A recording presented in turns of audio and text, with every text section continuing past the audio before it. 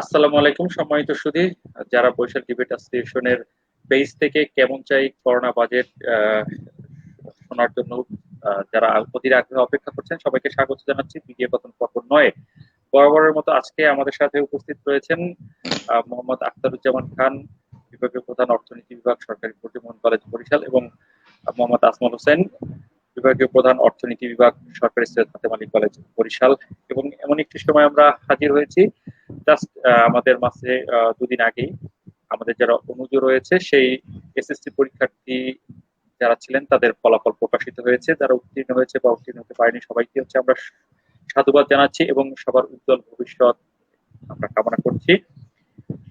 আজকে corona budget কেমন চাই করোনা সময়ের বাজেট পর্ব 2 এ যে অব্যক্ত কথাগুলো রয়েছে, যে অব্যক্ত উপস্থাপন গুলো রয়েছে, সেগুলো আজকে আমরা সম্মানিত অতিথিদের কাছ থেকে আমরা শুনবো। আমি প্রথমেই চলে যেতে চাই মোহাম্মদ আজমল হোসেন স্যার আপনার কাছে। তার যে খান থেকে শেষ করেছিলেন যে কৃষি খাতে, যদি স্যার আপনি সেইখান থেকে শুরু করেন। ধন্যবাদ স্নেহভাজন শুভ, এবং শ্রদ্ধা জানাচ্ছি আমার সহ আলোচক সরকারি ব্রজমোহন কলেজের অর্থনীতি বিভাগের প্রধান মোহাম্মদ আখতারুজ্জামান খান স্যারকে। আমরা এমন একটি সময় মানে আমি বলবো যে মানুষজন তো অর্থনীতির আলোচনা খুব বেশি শুনতে চায় না, কারণ এটি একটু একঘেয়ে অথবা একটু লোকের কাছে হয়তো কঠিন মনে হয়। কিন্তু বিষয় হলো এই যে অর্থনীতি লোকের কাছে সাধারণভাবে কঠিন মনে হয় ঠিকই, কিন্তু অর্থনীতি মানুষের সবার জীবনকে আষ্টে পৃষ্ঠে বেঁধে রাখে। মানুষের জীবন দাঁড়িয়ে থাকে অর্থনীতির উপর, মানুষের জীবনের ভিত্তি অর্থনীতি। ফলে এটিকে এড়াতে চাইলেও এড়ানোর কোনো সুযোগ নেই। সুতরাং আমাদের এই ডিসকাশনে আমরা চেষ্টা করব যে আমাদের এই আলোচনাটা যাতে যতটা পারা যায় একেবারেই সাধারণের বোধগম্য, অর্থনীতির একাডেমিক বিষয় থেকে একটু দূরে রেখে এটাকে আমাদের সকলের জীবনের যে সঙ্গে ঘনিষ্ঠ জায়গাগুলোকে তুলে ধরতে, যাতে হলো আমাদের সকলের জন্য একটু এটি আকর্ষণীয় হয়। তো আমরা গত পর্বে যে আলোচনাটি করছিলাম যে আমরা আগামী যে বাজেটটা আসছে আমাদের 2020-21 অর্থ বছরে, এটাতে আমরা কোন কোন খাতে বেশি বরাদ্দ আশা করছি, তারপরে সেই বেশি বরাদ্দ যে কোথা থেকে আসবে, অর্থাৎ সেই বরাদ্দের ক্ষেত্রে বরাদ্দ মেটানোর জন্য আয় কোথা থেকে আসবে অথবা অর্থ সংস্থান কিভাবে হবে, সেই সমস্ত বিষয় নিয়ে আমরা কথা বলছিলাম। তো এখন একটি বিশেষ পরিস্থিতি, এটা তো আমরা সকলেই জানি যে সারা পৃথিবীতে একটি বিশেষ পরিস্থিতি চলছে। এটা অর্থনীতির জন্য কোনো স্বাভাবিক পরিস্থিতি নয়, বরং একসঙ্গে সারা পৃথিবীতে অর্থনীতির এরকম একটি চ্যালেঞ্জিং সিচুয়েশন এর আগে কখনো এসেছে বলেও জানা যায় না। এক একটি সময়ে এক একটি অর্থনৈতিক চ্যালেঞ্জ এসেছে, মন্দা এসেছে, মহামন্দা এসেছে। প্রত্যেকটা সময়ে পৃথিবীর একটি অংশ এর সঙ্গে একটি অংশকে দেখতাম যে তার প্রকোপে অর্থনীতি।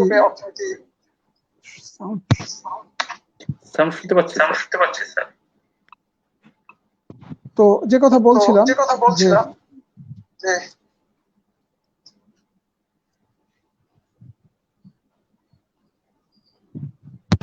হ্যাঁ চলছে শুনতে পাচ্ছি। ওই যে ইকো হচ্ছে বারবার। আচ্ছা আমি না হয় এটা খুলে ফেলছি।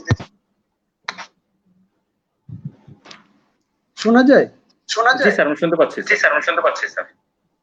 আচ্ছা তাহলে আমি হেডফোন ছাড়াই বলি। যেটা বলছিলাম যে সারা পৃথিবীতে এরকম একটি অবস্থা এর আগে সেইভাবে কখনো আসেনি। এক একটা সময় এক একটা অর্থনৈতিক বিপর্যয় এসছে, কিন্তু সেটি এক একটি অঞ্চল ভিত্তিক ছিল। কিন্তু এটা গোটা পৃথিবীকে একসাথে যেভাবে আক্রান্ত করেছে, যেভাবে প্রভাবান্বিত করছে, এইটা এর আগে আর কখনো দেখা যায়নি। ফলে এবারের বাজেটটি আসলে পৃথিবীর যে কোনো দেশের এই করোনাকালীন বাজেট প্রত্যেক দেশের জন্যই চ্যালেঞ্জিং। আর বাংলাদেশ একটি উন্নয়নকামী দেশ, একটি উন্নয়নের ধারায় আছে, এটি প্রবৃদ্ধির হার যথেষ্ট ভালো হওয়া সত্ত্বেও এই দেশটির তো অনেকগুলো খাতেই তো বেশ ভঙ্গুর অবস্থায় আগেই ছিল, এবং সেই অবস্থায় এরকম করোনার মতো একটি মহামারী অর্থনীতির একটি বিপর্যয়কর পরিস্থিতিতে নতুন বাজেট দেওয়া আসলেই আমাদের অর্থনীতির জন্য একটি চ্যালেঞ্জ হবে, এটা নিঃসন্দেহে বলা যায়। এবং আমরা প্রতি বছরই দেখি যে আমাদের বাজেট ঘাটতি বাজেট হয়, উন্নয়নশীল দেশে সাধারণত ঘাটতি বাজেট হয়, এবং প্রতি বছর গত বছর 173 কোটি টাকা, 1,73,কোটি টাকার মতো, 73,000 কোটি টাকার মতো বাজেট ঘাটতি ছিল। এবছর সেটা 1,90,000 কোটি টাকার মতো ঘাটতি থাকবে, এরকম কথা বলা হচ্ছে। তো এখন এরকম একটি পরিস্থিতিতে প্রথমে যেটি সমস্যা সেটা হচ্ছে এই যে অর্থনীতি যদি সংকুচিত হয় তাহলে কর্মসংস্থান হারাবে মানুষ, এবং অলরেডি কর্মসংস্থান হারিয়েছে। হাজার হাজার লক্ষ লক্ষ বেকার সারা পৃথিবীতে, কোটি কোটি বেকার দেখা দিয়েছে। বাংলাদেশও এর ব্যত্যয় নেই। বাংলাদেশের যে আগের দিনে আমরা বলছিলাম যে অসংগঠিত খাতে আমাদের কর্মনিয়োগের একটি বড় অংশ হচ্ছে অসংগঠিত খাতে নিয়োজিত আছে, এবং সেগুলো এই 3 মাসের লকডাউন এবং এই মহামারীর একটি আতঙ্কময় পরিস্থিতিতে সেগুলো হচ্ছে স্বাভাবিকভাবে চালু করা সম্ভব হয়নি। ফলে আমাদের বেকারত্ব একটি বড় সমস্যা আকারে দেখা দিয়েছে। তো এই জায়গাতে এসে আমাদেরকে বলতে হবে যে আমাদের যদি কর্মসৃজন না হয়, আমরা যদি বেকার লোকদেরকে কাজ দিতে না পারি, তাহলে আমাদের সকল প্রচেষ্টা ব্যর্থ হয়ে যাবে। কারণ হলো এই যে যদি আর্থিক সক্ষমতা না বাড়ে, মানুষের যদি ক্রয় ক্ষমতা না বাড়ানো যায়, তাহলে পরে হচ্ছে যে আমাদের বাজেটের যে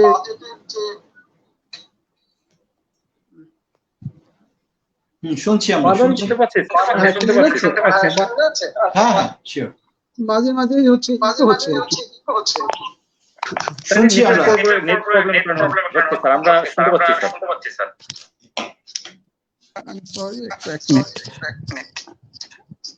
হ্যাঁ, যে কথা বলছিলাম যে আমাদের এরকম একটি পরিস্থিতিতে আমাদেরকে বাজেট দেওয়ার ক্ষেত্রে কর্মসংস্থানের কথা চিন্তা করতে হবে, এবং আমরা সবসময় যেটা দেখি যে আমাদের কৃষি এটি আমাদের একরকম জননীর মতো, কারণ কৃষি আমাদেরকে সবসময় ধারণ করেছে। আমরা যখনই সংকটে পড়েছি আমরা কৃষির কাছে ফিরে গেছি, আমরা গ্রামে ফিরে গেছি, এবং গ্রাম আমাদেরকে আশ্রয় দিয়েছে। এবারও অজস্র আমাদের যে যারা কাজ হারিয়েছে সে সমস্ত মানুষ অনেকেই গ্রামে ফিরে গেছে, অনেকে এখনো ঢাকা থেকে গ্রামে ফিরে যাচ্ছে, এবং সেই সমস্ত মানুষকে কাজ দিতে হলে কৃষি খাতে আমাদের কর্মনিয়োগ বাড়াতে হবে। তো এখন সেক্ষেত্রে কৃষি খাতে কর্মনিয়োগ যদি আমরা বাড়াতে চাই তাহলে তো কতগুলো ক্ষেত্রে নজর দিতে হবে। সেটা হচ্ছে এই যে গ্রামের কাঁচা রাস্তাঘাট, এটি হচ্ছে মেরামত, পুনর্মেরামত ইত্যাদি ব্যবস্থা করতে হবে। এবং সেক্ষেত্রে একদিকে যেমন গ্রামীণ বেকারদের একটি অংশ কাজ পাবে, এবং একই সঙ্গে হলো যে গ্রামীণ দরিদ্র মহিলারা কাজ পাবে, এবং এক্ষেত্রে হচ্ছে তাদের কাজের একটি পরিবেশ তৈরি হবে। এবং আমরা বলতে পারি যে আমাদের এলজিইডির আওতায় প্রায় 2,500 কিলোমিটার কাঁচা রাস্তা এবং বহু ক্ষুদ্র সেচ খাল আছে। আবার প্রায় 4,500 কিলোমিটার বন্যা নিয়ন্ত্রণ বেড়িবাঁধ আছে। পানি উন্নয়ন বোর্ডের অধীনে প্রায় 5,000 কিলোমিটার সেচ নালা এবং 4,000 কিলোমিটার পানি নিষ্কাশন খাল আছে।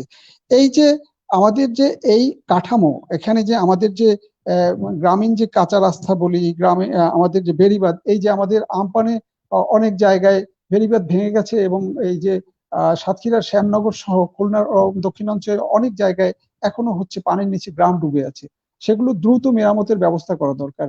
অনেক জায়গায় আগে থেকেই বেড়িবাঁধ গুলো হচ্ছে নাজুক অবস্থায় আছে, সেগুলো মেরামত করা এবং পুনর্নির্মাণ করার প্রয়োজন আছে। অনেক জায়গায় বেড়িবাঁধ প্রয়োজন ছিল, করা যায় নাই। এই সময়ে আমরা যদি সেই দিকে নজর দেই তাহলে আমরা বিপুল একটি বেকার জনগোষ্ঠীকে সেখানে কাজে লাগাতে পারবো। এটি একটি গুরুত্বপূর্ণ জায়গা। দ্বিতীয়ত হচ্ছে খননের কাজের কথা চিন্তা করা যায়। সেটা হচ্ছে এই যে আমাদের সারা দেশে লক্ষাধিক খাস পুকুর আছে, জলাভূমি আছে, অসংখ্য পুকুর আছে। বরেন্দ্র অঞ্চলে 14,000 পুকুর আছে পানি উন্নয়ন বোর্ডের। এইরকম এই যেগুলো আছে, তারপরে হাজা মজা পুকুর আছে, জলাশয়, খাল প্রভৃতি, এই সমস্ত যা আছে এই সমস্ত কিছুকে যদি আমরা এইগুলোকে যদি ধারাবাহিকভাবে খননের ব্যবস্থা আমরা করি, তাহলে একদিকে যেমন হচ্ছে মৎস্য চাষ কর্মনিয়োগ হবে, মৎস্য চাষের ব্যবস্থা করা যাবে, আবার অন্যদিকে হচ্ছে এই সমস্ত জায়গাতে হচ্ছে বৃষ্টির পানি ধরে রাখা যাবে, যেটা সেচ কাজে ব্যবহার করা যাবে। তো এই পুরো ব্যাপারগুলোতেই হচ্ছে কি যে আমাদের মূল ব্যাপারটা হচ্ছে এই যে যদি আমরা কৃষি খাতে বরাদ্দ বাড়াই, এবং এবছর কৃষি খাতে বরাদ্দের জন্য আমরা বলেছিলাম যে অন্তত পক্ষে 3%, আমাদের জিডিপির 3% হচ্ছে কৃষি খাতে, এরকম কম অর্থনীতিবিদরা বলছেন আর কি। তো এখন যেটা 1% বা তার নিচে থাকে, আমাদের গত বছরেও কৃষি খাতে যে বরাদ্দ, তার থেকে বরাদ্দ অন্তত পক্ষে 3 গুণ করতে হবে, এবং এই বরাদ্দ যদি কৃষি খাতে ব্যয় বরাদ্দ বাড়ানো যায়, তাহলেই হচ্ছে আমি যে জায়গাগুলোর কথা বললাম এই সমস্ত জায়গায় ব্যয় করা যাবে, এবং যে ব্যয় হচ্ছে আমাদের কর্মসৃজনে বেকারত্ব দূর করার ক্ষেত্রে ভূমিকা রাখবে, এবং সেটাই হচ্ছে আমাদের সক্ষমতা তৈরি করবে। আমি একটু শেষ করি। আর বিষয় যদি স্যার একটু অ্যাড করেন স্যার, যে কর্মসৃজনের যে জায়গাটি এসছে স্যার, সেটি হচ্ছে যে কৃষি ক্ষেত্রে স্যার আমরা বরাদ্দ বাড়াচ্ছি, কিন্তু এই মুহূর্তে অনেক মানুষ কর্ম হারিয়েছে এই কোভিড-19 এর সময়। তারা কিন্তু স্যার হচ্ছে এই কৃষি ক্ষেত্রে ইউটার্ন করার একটি সম্ভাবনা রয়েছে, এবং স্যার ছদ্মবেশী বেকারত্ব কিন্তু এখানটাতে রয়েছে স্যার, ওই জায়গাটা যদি একটু। আচ্ছা, গুড, খুবই ভালো প্রশ্ন। কৃষি খাতে আমাদের ছদ্মবেশী বেকারত্ব এখনো আছে, আর এখন সেই ছদ্মবেশী বেকারত্ব বাড়ার সম্ভাবনা তো নিশ্চয়ই আছে। এখন সেই জায়গাটাতেই হচ্ছে সরকারের বাজেট, সেই জায়গাটাতেই হচ্ছে আমাদের আর্থিক পরিকল্পনা, যে আমরা যদি এই কৃষিখাতের দিকে এখন নজর না দিই, তাহলে অটোমেটিকলি এর আগে যে আমাদের যে ছদ্মবেশী বেকারত্ব ছিল সেটা আরো বেশি বেড়ে যাবে। কিন্তু যদি সুনির্দিষ্ট পরিকল্পনা নিয়ে নির্দিষ্ট খাতে নির্দিষ্টভাবে ব্যয় করা হয়, তাহলে আমরা হচ্ছে সেই যে জনগোষ্ঠীকে, বেকার জনগোষ্ঠীকে কাজে লাগাতে পারবো। এবং আমাদের কাছে সামনে কিছু উদাহরণও আছে, যেমন হচ্ছে যে কৃষি খাতে বরাদ্দের কথা বলছিলাম। পদ্মা মেঘনা যমুনার চরাঞ্চলে চাষযোগ্য প্রায় 4 লাখ হেক্টর জমি আছে, পতিত জমি।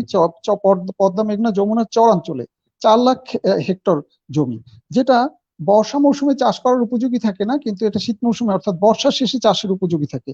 এবং আমাদের কাছে উদাহরণ আছে যে পাম্পকিন প্লাস নামের একটি সংস্থা, এটি রংপুরের বিশাল বালুচরে বা যে ব্রহ্মপুত্র যমুনার বালুচরে মিষ্টি কুমড়া আবাদ করে ব্যাপক সাফল্য অর্জন করেছে, এবং ওই অঞ্চলের যে নদী ভাঙনে আক্রান্ত যে মানুষজন, তাদেরকে ওখানে কাজ দেওয়ার, মানে তাদেরকে ওখানে হচ্ছে আর্থিকভাবে স্বাবলম্বী করার ক্ষেত্রে এটি একটি ভূমিকা পালন করেছে।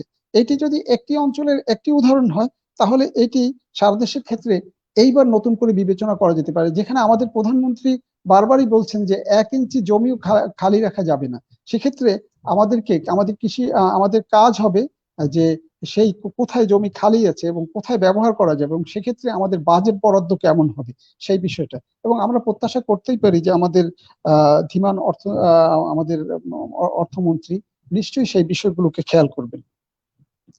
আর অর্থাৎ এই যে বিষয়গুলো দিয়ে আমি আসলে কৃষিক্ষেত্রে যেটা বলতে চাচ্ছি, যে কৃষিতেই আমরা যদি নিয়োগের বিষয়টা ভাবি, তাহলে সেখানে একটা অংশ অলরেডি আমাদের 41% প্লাস হচ্ছে আমাদের মোট যে নিয়োজিত জনগোষ্ঠী 41% কৃষিতে নিয়োজিত আছে। আর আজকের বেকারদের একটি অংশকে আমরা যদি ওখানে প্রোভাইড করতে পারি, তাহলে একদিকে যেমন আমাদের খাদ্য নিরাপত্তার দিক থেকে আমরা এগিয়ে যাব, এবং এটা এখন নতুন করে ভাবতেই হবে। এই যে গ্লোবাল ইকোনমির এই যুগে আমাদেরকে আবার নতুন করে করোনা ভাবাচ্ছে যে আমাদের আত্মনির্ভর উন্নয়ন গুরুত্বহীন কোনো বিষয় নয়, বা আমাদের আত্মনির্ভরতা এটি খুবই গুরুত্বপূর্ণ একটি বিষয়, বিশেষত এইরকম মহামারী কালে। আজকে আমরা আমাদের যে দুটো জায়গা থেকে যে রপ্তানি আয় কমে গেছে, এবং আমাদের জনশক্তির রপ্তানি থেকে যে রেমিটেন্স কমে গেছে, এবং আমাদের যে বেসিক দুটি জায়গা, অর্থনৈতিক প্রধান শক্তির দুটি জায়গা, সেই জায়গাটাতে আমরা দুর্বল হয়ে গেছি। এবং যে জায়গা থেকে আমাদের সেই অর্জনটা ছিল, ইউরোপ এবং আমেরিকা, তারা হচ্ছে এখন বিপর্যয়ের মুখে আছে। অতএব এরকম একটি সিচুয়েশনে হচ্ছে আমরা আত্মনির্ভর উন্নয়নের কথা চিন্তা করতে পারি, এবং সেক্ষেত্রে কৃষিকে গুরুত্ব দেওয়ার আসলে আর কোনো বিকল্প নাই। শুভ স্যার, আসলে স্যার কৃষির কোনো বিকল্প নেই, যেটি স্যার আপনি বলছেন, এবং এই মুহূর্তে স্যার কৃষির যে ছদ্মবেশী বেকারত্বের কথা বললেন বা ইউটার্নের কথা বললেন, কিংবা হচ্ছে স্যার আমাদের একটি সময় আমরা দেখেছি যে ধান কাটার সময় আমরা দেখেছি যে কৃষি কাজে নিয়োজিত যে শ্রমিক, যে শ্রম, সেখানটাতেও স্যার একটা ঘাটতি রয়েছে। আবার এই মুহূর্তে হচ্ছে স্যার আমাদের যে বরাদ্দের যে পরিমাণটা স্যার, সেটি হচ্ছে যে মূল বাজেটের গতবারের তুলনায় কত শতাংশ স্যার বৃদ্ধি করা যেতে পারে, যেখানে এখানে একটি স্যার হচ্ছে কর্মসংস্থানের বিষয় রয়েছে এই কোভিডের সময় স্যার। এটা স্যার আপনি এবার অর্থনীতিবিদরা গতবারে আমাদের যে কৃষি ক্ষেত্রে মোট ব্যয় বরাদ্দের কৃষিতে ছিল 5.4%, জিডিপির নয়, আমাদের যে মোট ব্যয় 5.4%, কিন্তু এবার এর 3 গুণ বাড়ানোর জন্য হচ্ছে অর্থনীতিবিদরা সুপারিশ করছেন আর কি, এই কৃষি খাতে হচ্ছে বড় আকারের অগ্রগতির জন্য। আচ্ছা স্যার, আমি একটু এই মুহূর্তে শ্রদ্ধেয় আখতারুজ্জামান খান স্যারের কাছে চলে যাব।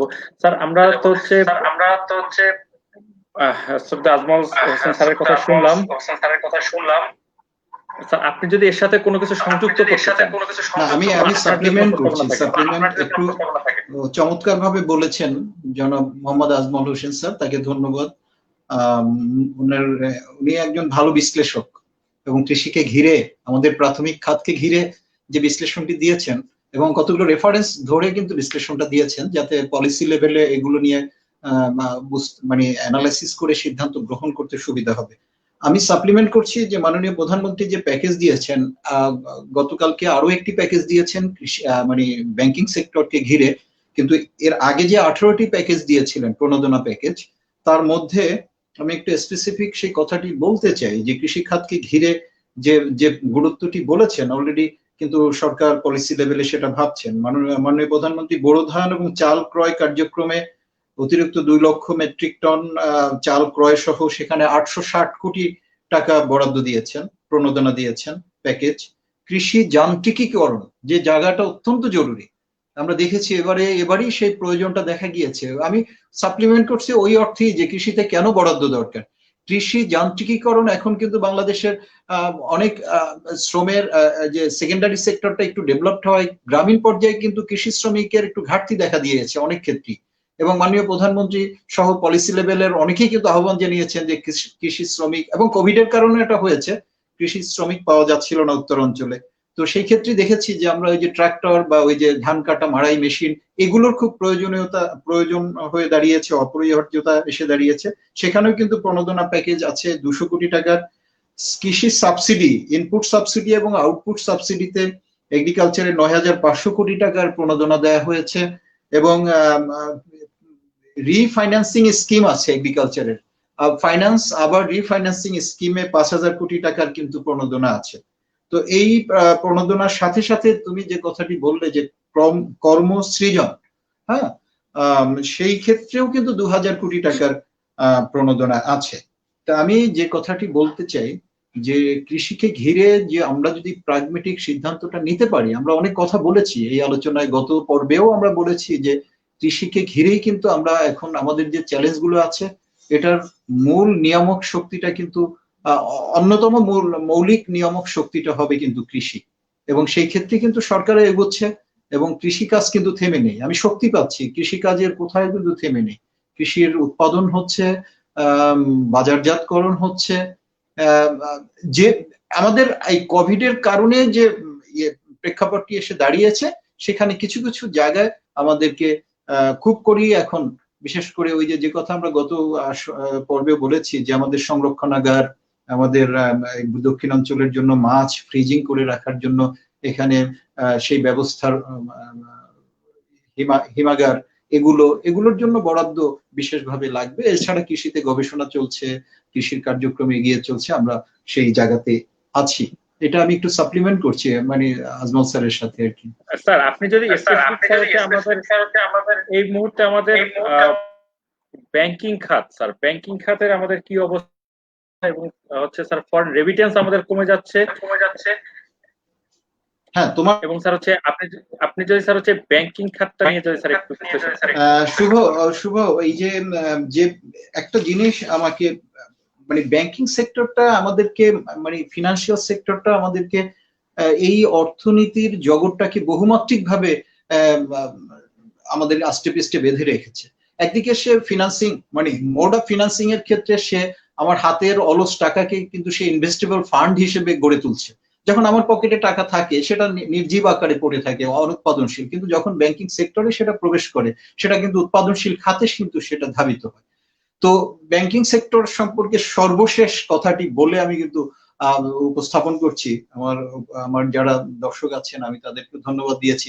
মাননীয় প্রধানমন্ত্রীর কথা আবারও চলে আসে এই অর্থে যে 18টি প্রণোদনা প্যাকেজের ধারাবাহিকতায় গতকালকে পরশুদিন বোধহয় রেজাল্ট হয়েছে, কবে? পরশুদিন, গত পরশুদিন 31 তারিখে মাননীয় প্রধানমন্ত্রী কিন্তু আরেকটি প্যাকেজ দিয়েছেন। সেটা হচ্ছে যে সেটা ব্যাংকিং সেক্টরকে ঘিরে এই যে 2 মাস আমাদের কার্যক্রম বন্ধ ছিল, সাধারণ ছুটি ছিল, এই 2 মাসে 1,37,00,000 যারা ঋণ গ্রহীতা ব্যাংকিং সেক্টর থেকে, সেই ঋণ গ্রহীতাদের প্রায় 2,000 কোটি টাকার তাদের সুদকে মওকুফ করে দেওয়া হয়েছে। এটা বলে আমি আমার আলোচনাটা, তোমার যে আলোচনাটা সেই জায়গাতে যাচ্ছি, যে 19তম প্রণোদনা প্যাকেজ হচ্ছে যে 2,000 কোটি টাকার সুদ মওকুফ করা 2 মাসের। কাদের? এই প্রান্তিক পর্যায়ে বা যে কোনো পর্যায়ে 1,37,00,000 যারা ঋণ গ্রহীতা ছিলেন তাদের সুদকে 2 মাসের সুদকে মওকুফ করে দেওয়া হয়েছে। এখন এই যে একটি কথা আসে যে কেন খুলে দেয়া হলো অর্থনীতিকে, এরকম অর্থনৈতিক কার্যক্রম জীবনকে ঝুঁকিতে রেখে 1,01,317 কোটি টাকার যে প্রণোদনা প্যাকেজ আছে তার ম্যাক্সিমামটা, সিংহভাগটাই কিন্তু ব্যাংকিং সেক্টর কেন্দ্রিক। প্রণোদনাগুলো এসছে ব্যাংকিং সেক্টর কেন্দ্রিক, ব্যাংকিং সেক্টর থেকে তারা এই সাপোর্টটি নেবে। তো সুতরাং ব্যাংকিং সেক্টর যদি ওপেন করে দেয়া না হয় তাহলে তো এই কারা ঋণ নেবে, কতটুকু নেবে, তারা আবেদন প্রক্রিয়া অফিসিয়াল কার্যক্রমের মাধ্যমে কিন্তু সেই সুযোগটি তারা নেবে। সুতরাং এখানে কিন্তু এই কার্যক্রমটির ক্ষেত্রেও কিন্তু তার একটা ইউটিলিটি আছে। তো আমার ব্যাংকিং সেক্টরের প্রথম এই কোভিডকে ঘিরে আমরা যদি সেরকম হ্যান্ডেল করতে পারি, প্রথম কাজটি মানে উল্লেখযোগ্য কাজটি কিন্তু একদিকে তোমার প্রায় 1 লক্ষ কোটি টাকার সিংহভাগ প্রণোদনা প্যাকেজের সাথে ব্যাংক জড়িত, অন্যদিকে ব্যাংক উৎপাদনশীল কার্যক্রমের সাথে জড়িত। 2 নম্বর হচ্ছে এই ব্যাংকের মাধ্যমেই কিন্তু যারা শিল্পপতি আছে তারা এখান থেকে ঋণ নিয়ে থাকেন, ঋণ সাপোর্ট পেয়ে থাকেন। সুতরাং ব্যাংকিং সেক্টরটা কিন্তু দিস ওয়ে দ্যাট ওয়ে অর্থনীতির সাথে ব্যাপকভাবে জড়িত। এখন বাজেটের সাথে ব্যাংকের যোগাযোগটা উল্লেখযোগ্যভাবে ডেফিসিট ফাইন্যান্সিং এর ক্ষেত্রে আমরা এবারে দেখলাম যে মাননীয় অর্থমন্ত্রী এবারে যে ব্যয় নির্ধারণ করেছেন, সম্ভাব্য ব্যয়ের একটা কাঠামো অলরেডি প্রচার মাধ্যমে এসছে, প্রায় 5 লক্ষ, যেটা 23,190 কোটি টাকা ছিল, ওটা প্রায় 5,56,000 কোটি টাকা, 56,000 সামথিং এরকম একটা অঙ্কের কথা আমরা শুনছি। তাহলে এই যে এই অঙ্কের কথা শুনছি, আমরা আগের আলোচনায় বলেছি যে আমাদের আয়ের ক্ষেত্রে, রাজস্ব আয়ের ক্ষেত্রে আমরা অতটা একটা চাপ থাকবে, চ্যালেঞ্জ থাকবে। তাহলে সেই চ্যালেঞ্জের জায়গাগুলো থেকেও যদি আমি আমার ডেফিসিট এবারে অ্যাজ ইউজুয়াল সবসময় কিন্তু আমার রিভাইসড বাজেট, সংশোধিত বাজেট কিংবা ডিক্লেয়ার্ড বাজেট দুটোতেই আমরা সবসময় দেখি যে এটা সবসময় 5% এর একটা অ্যাভারেজ, ইন অ্যাভারেজ এটা 5% থাকে। এবারে কিন্তু সেই চাপটা, আয়ের যে ঘাটতি, সে NBR income, tax income or non tax revenue or non NBR revenue, সব দিকেই কিন্তু একটা চাপ আছে। এই চাপের প্রেক্ষিতে আমাদের কিন্তু ইন্টারনাল সোর্স থেকে যদি ডেফিসিট ফাইন্যান্সিং করতে হয় তাহলে কিন্তু তোমার আবারও ওই ব্যাংকিং সেক্টরের কাছেই যেতে হবে। সেই ক্ষেত্রে কিন্তু ব্যাংকিং সেক্টর থেকে সরকার প্রায় মানে ব্যাংক থেকে 88,000 টাকা ঋণের একটা লক্ষ্যমাত্রা ধার্য করেছে, এবং মোট ওই যে জিডিপি ধরা হয়েছে 31 লক্ষ হাজার কোটি টাকা, না? তো সেইটার প্রায় 6% এবারে ঘাটতির কথা বলা হয়েছে। তো আমি দেখলাম যে ওদিকে কোভিডের প্রণোদনা প্যাকেজের সাথে ব্যাংকিং সেক্টর রিলেটেড, আবার যখন ডেফিসিট ফাইন্যান্সিং হচ্ছে তখন আমি আবার সেই ডেফিসিট ফাইন্যান্সিং মেকানিজমের মধ্যে আমি আবার ব্যাংকের কাছে যাচ্ছি ঋণ মানে আমার অর্থ সংস্থানের জন্য।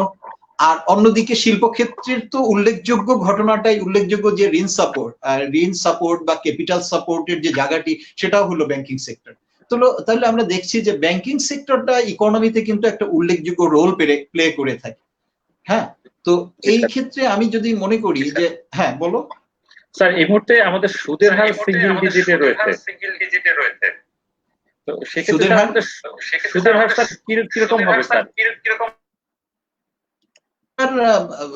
আমরা চাচ্ছি, আমরা যে সুবিধাটা চাচ্ছি যে এই যে 2000 কোটি টাকা সরকার ভর্তুকি দিল, মাননীয় প্রধানমন্ত্রী বলেছেন যে এই টাকাটা আমি ভর্তুকি হিসাবে সুদের টাকাটা আমি দিয়ে দেব ভর্তুকি হিসাবে ব্যাংকিং সেক্টর।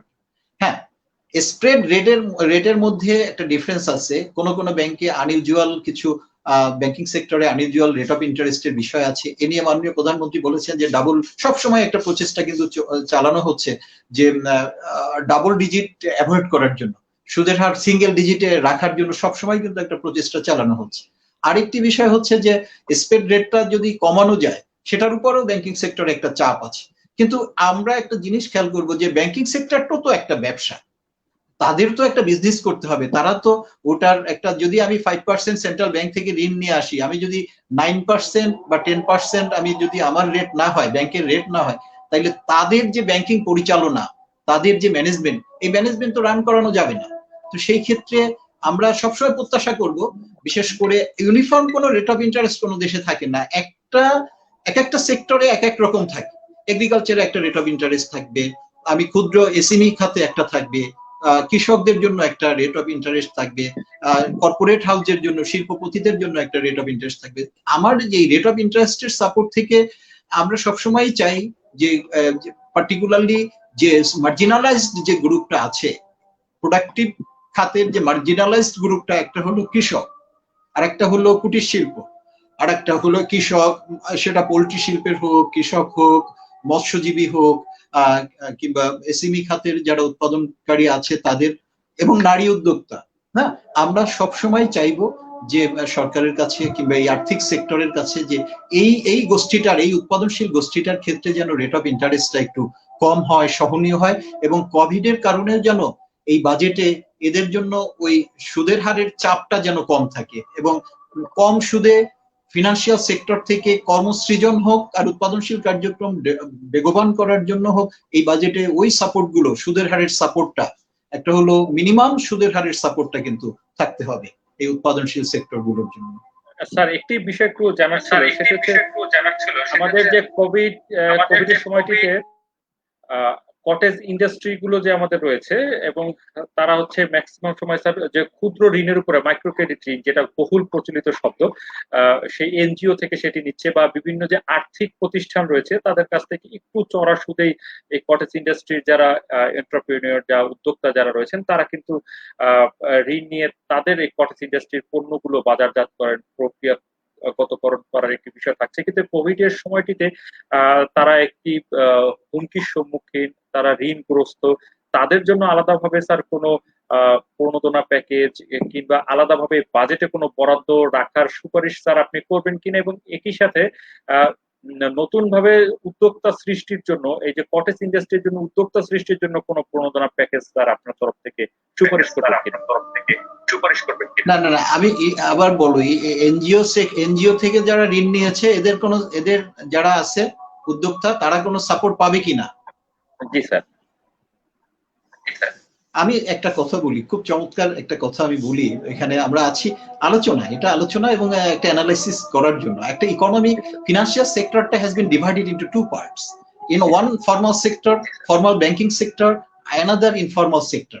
আমি সবসময় বলি যে সেন্ট্রাল ব্যাংকেরও কিন্তু এনজিওর কাছ থেকে যে যারা ঋণ গ্রহীতা আছে, এই যে মাননীয় প্রধানমন্ত্রী যে প্যাকেজটি দিয়েছেন, কাদেরকে দিয়েছেন? 2000 কোটি টাকার 2 মাসের যে ঋণ মকুব করলেন, 1,37,00,000 ব্যাংক থেকে যারা ঋণ গ্রহীতা আছে। This is the formal sector, formal banking sector. But informal sector যারা আছেন, যে এনজিও থেকে যারা এই যে কথা বললা যে কৃষি খাতে ঋণ নিয়ে থাকে, ভালো একটা প্রসঙ্গ, যে কৃষি খাতে এনজিও থেকে ঋণ নিয়ে থাকে, ক্ষুদ্র কাজের জন্য ঋণ নিয়ে থাকে, অথবা ব্যাংকিং সেক্টর থেকে ছোট ছোট আমাদের প্রান্তিক মানুষরা কিন্তু অনেক জায়গায়, একজন রিক্সাওয়ালা,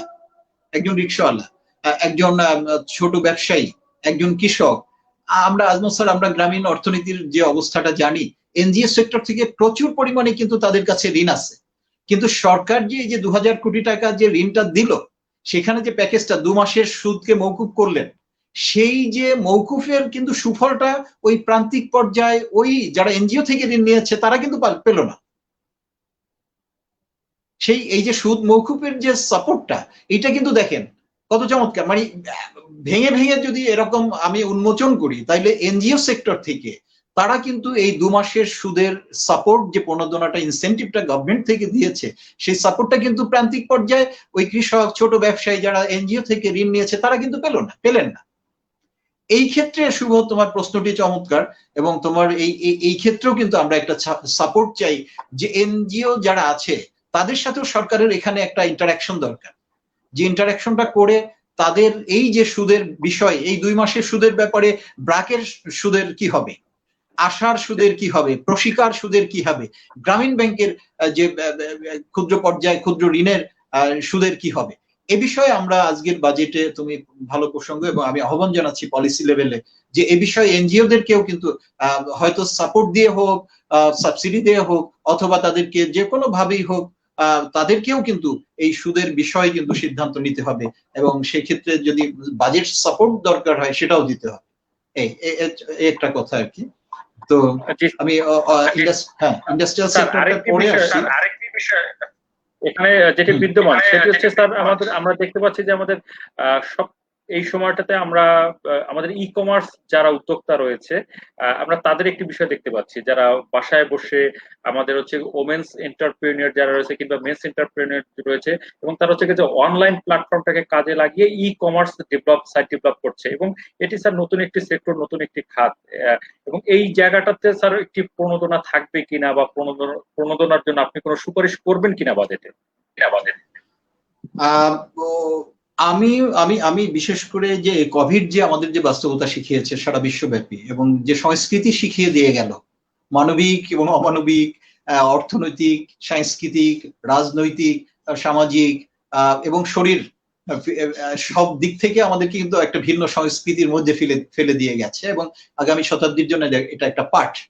তো আজকে একটা উদাহরণ দিয়ে আমি যাচ্ছি তোমার কথায়, সেটা হচ্ছে যে এবারে কিন্তু এই যে এসএসসির যে ফলাফলটা হলো, কোনো পেপারলেস ফলাফল, কোনো পেপার কিন্তু প্রডিউস হয়নি, সব কিন্তু ভার্চুয়াল, মানে অনলাইন ফলাফল। তো আজকের যে এই যে শপিং, মার্কেটিং এবং যে অনলাইন প্ল্যাটফর্মে যে e commerce, e economics, e banking, e commerce, e marketing, e shopping, এই সব প্রক্রিয়াগুলোকে জেনারেলাইজ করে আমি এই বাজেটে একটা সুনির্দিষ্ট নীতিমালার জন্য আমি বলবো, এবং সুনির্দিষ্ট নীতিমালা করে এর সাথে জড়িত যে ফ্যাক্টরস গুলো আছে, এর সাথে জড়িত ডিভাইস আছে, আমার এর সাথে জড়িত কম্পিউটার আছে, অনলাইন এই ই কমার্সের সাথে, ই শপিং এর সাথে, ই মার্কেটিং এর সাথে, এবং এর সাথে যে যন্ত্রাংশগুলো আছে তার করকে মওকুফ করে দেয়া, এর সাথে জড়িত যে ইন্টারনেট কানেক্টিভিটির আছে, বিশেষ করে অনলাইন প্ল্যাটফর্মে। মানে আপনি একদিকে ফিজিক্যাল ডিস্টেন্সিং এর কথা বলছেন, একদিকে আমরা বলছি যে বাইরে বেরোও না, একদিকে আমরা বলছি যত বেশি ভিড়কে অ্যাভয়েড করা যায়। আমি 4টা পর্যন্ত অফিস আদালতকে, মানে বাজার টাজার বলেছি 4টার পর আর বেরোনো যাবে না, তাহলে আমি তার বিকল্প যে ম্যানেজমেন্টটা সেটা রাখবো না, এবং সেই বিকল্প ম্যানেজমেন্টটাই হচ্ছে অনলাইন প্রক্রিয়াটা, এবং online shopping, online marketing, online commerce, e commerce, এগুলো। তো সুতরাং এর সাথে জড়িত ডিভাইস, এর সাথে কানেক্টিভিটির জন্য ইন্টারনেটের মূল্য, এবং এর সাথে জড়িত আরেকটি ইম্পর্টেন্ট জিনিস, সেটা হচ্ছে এই যে সরকারের এই প্রক্রিয়াগুলোর জন্য আমার মনে হয় এখনই এই যেমন সংসদ টিভিতে খেলা, মানে শিক্ষার ক্লাস প্রচার হয়, সেরকম করে অনলাইন ট্রেনিং, ই কমার্স, ই শপিং, এই অনলাইন ট্রেনিংটা দরকার ব্যাপকভাবে। তাহলে ট্রেনিং এর জন্য প্লাস এই ডিভাইস এবং কানেক্টিভিটির জন্য এই ইনসেনটিভ অবশ্যই আমি বাজেটে চাইবো। তাতে হবে কি, এটা একটা পরোক্ষ ম্যানেজমেন্ট এই কোভিড থেকে রক্ষা পাওয়ার। স্যার আমি একটু এই মুহূর্তে আজমল স্যারের কাছে চলে যাচ্ছি। স্যার আমরা তো স্যারের কাছ থেকে শুনলাম স্যার যে আর্থিক খাত, ব্যাংকিং খাত কিংবা হচ্ছে ইনভেস্টমেন্ট বা কটেজ শিল্পের জন্য, ইন্ডাস্ট্রির জন্য আমরা কি করতে পারি। স্যার একটি বিষয় যেটি নিয়ে কথা বলছিলাম, ই কমার্স, এবং এই ই কমার্সটি কিন্তু হচ্ছে যে মোটামুটি ই কমার্সের কিছু একটি অংশ কিন্তু স্যার হচ্ছে রাজস্ব আয়ের বাইরে থেকে যাচ্ছে, এবং বিশেষ করে যে আমাদের কর যেটিকে আমরা বলি ভ্যালুয়েটেড ট্যাক্স, যে তাদের পণ্যের জন্য, সেটি কিন্তু একটি অদৃশ্য ভাবে বাইরে থেকে যাচ্ছে। অনেকে কিন্তু স্যার হচ্ছে কি খুব ভালোভাবে বিজনেস করছে, কিন্তু সে ট্যাক্স দিচ্ছে না যে অনলাইন প্ল্যাটফর্ম ব্যবহার করে, এবং হচ্ছে কি ন্যূনতম একটা আইডেন্টিটি করে এই অনলাইন প্ল্যাটফর্ম গুলোকে কি স্যার একটি নির্দিষ্ট গভর্নমেন্টের নজরদারিতে এনে আমরা কি রাজস্ব আয়ের ক্ষেত্রে তাদেরকে আমরা অন্তর্ভুক্তিকরণ করতে পারি কিনা? ধন্যবাদ শুভ, খুব চমৎকার একটি জায়গা তুমি নিয়ে এসছো। আমি মানে বিশেষভাবেই তোমার এই প্রশ্নটা আমি খুবই গুরুত্বের সঙ্গে নিচ্ছি, যে এই বিষয়টা শুধু নয়, মানে আমাদের যে করের আওতাটা, করের যে আওতা ক্ষেত্র, এটা নানান ভাবে বাড়ানোর কথা হচ্ছে আমাদের এনবিআর কে ভাবতে হবে।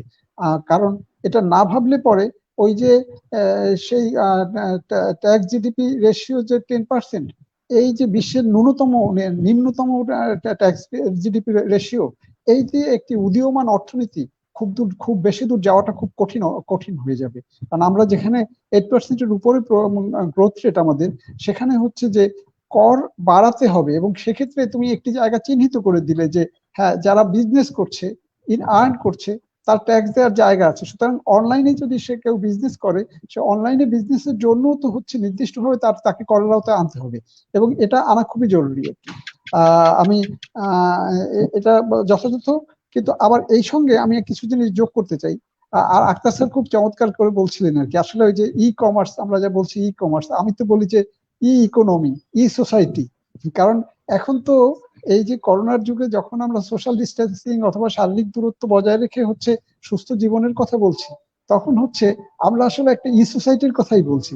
আমরা যে এই আজকে প্রাক বাজেট আলোচনার জন্য আমরা একটা হল রুমে একটি আলোচনার আয়োজন আমরা করতে পারতাম অন্য স্বাভাবিক সময় হলে, সেখানে আমরা গিয়ে মঞ্চে গিয়ে বক্তৃতা করতে পারতাম, মানুষের উষ্ণতাটা আমরা লাভ করতে পারতাম। কিন্তু বর্তমান পরিস্থিতি আমাদেরকে বলছে যে না, আপনি ই বাজেট, ই প্রি বাজেট ডিসকাশন করেন, এবং আমরা কিন্তু সেই ই প্রি বাজেটের মধ্যেই আছি।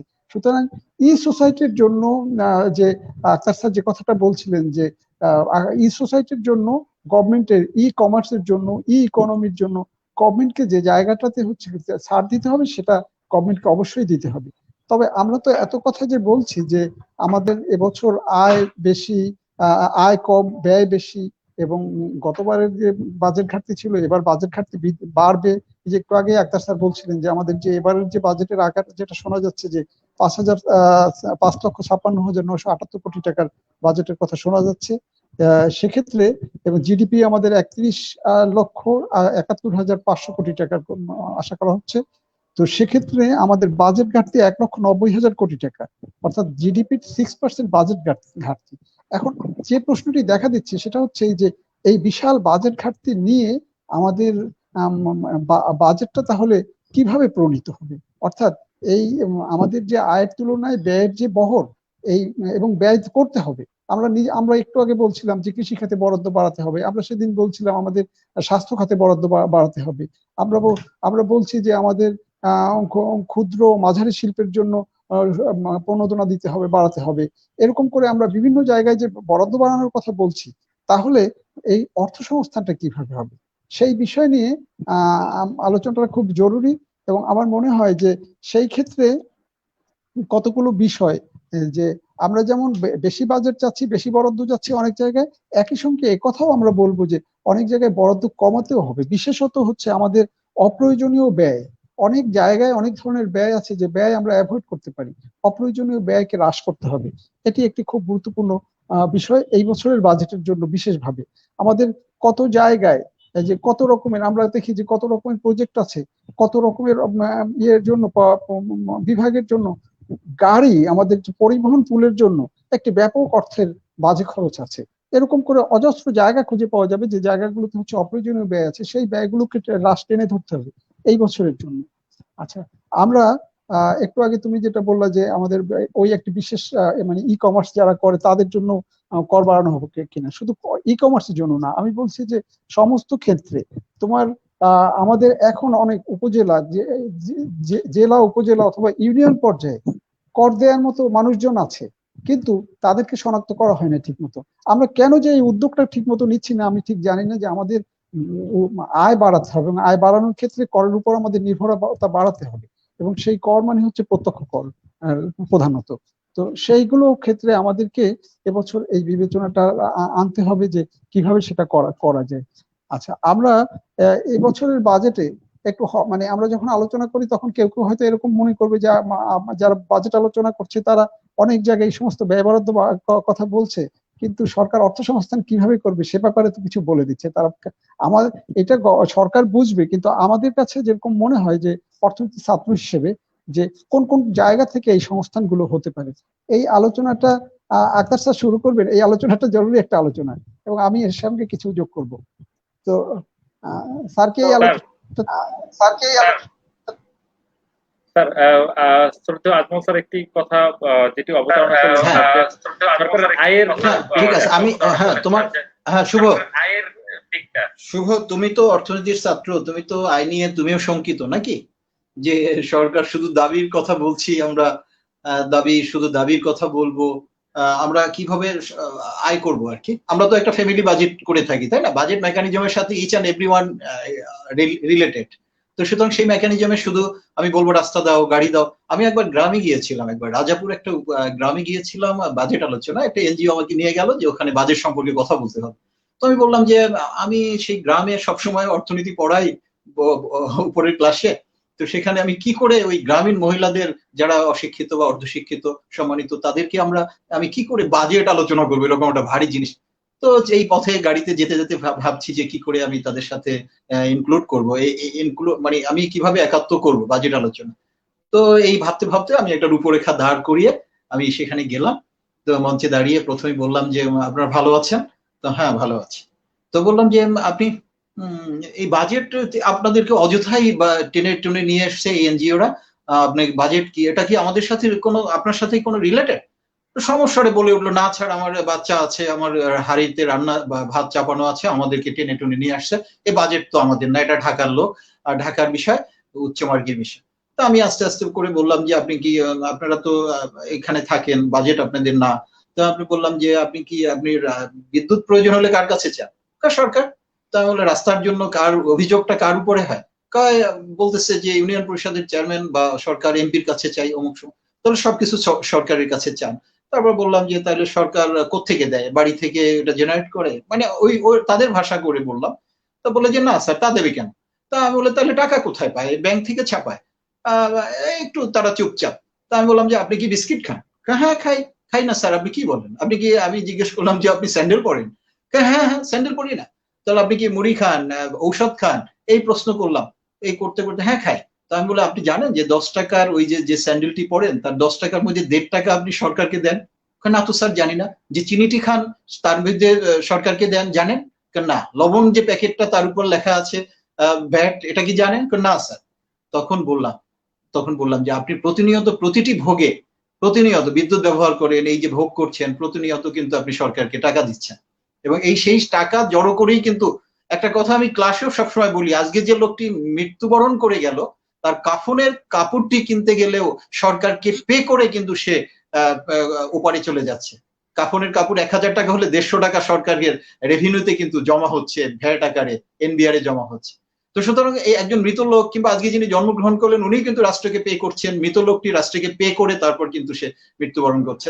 We are very much concern about the government revenue কিভাবে আসবে এই বিষয়ে।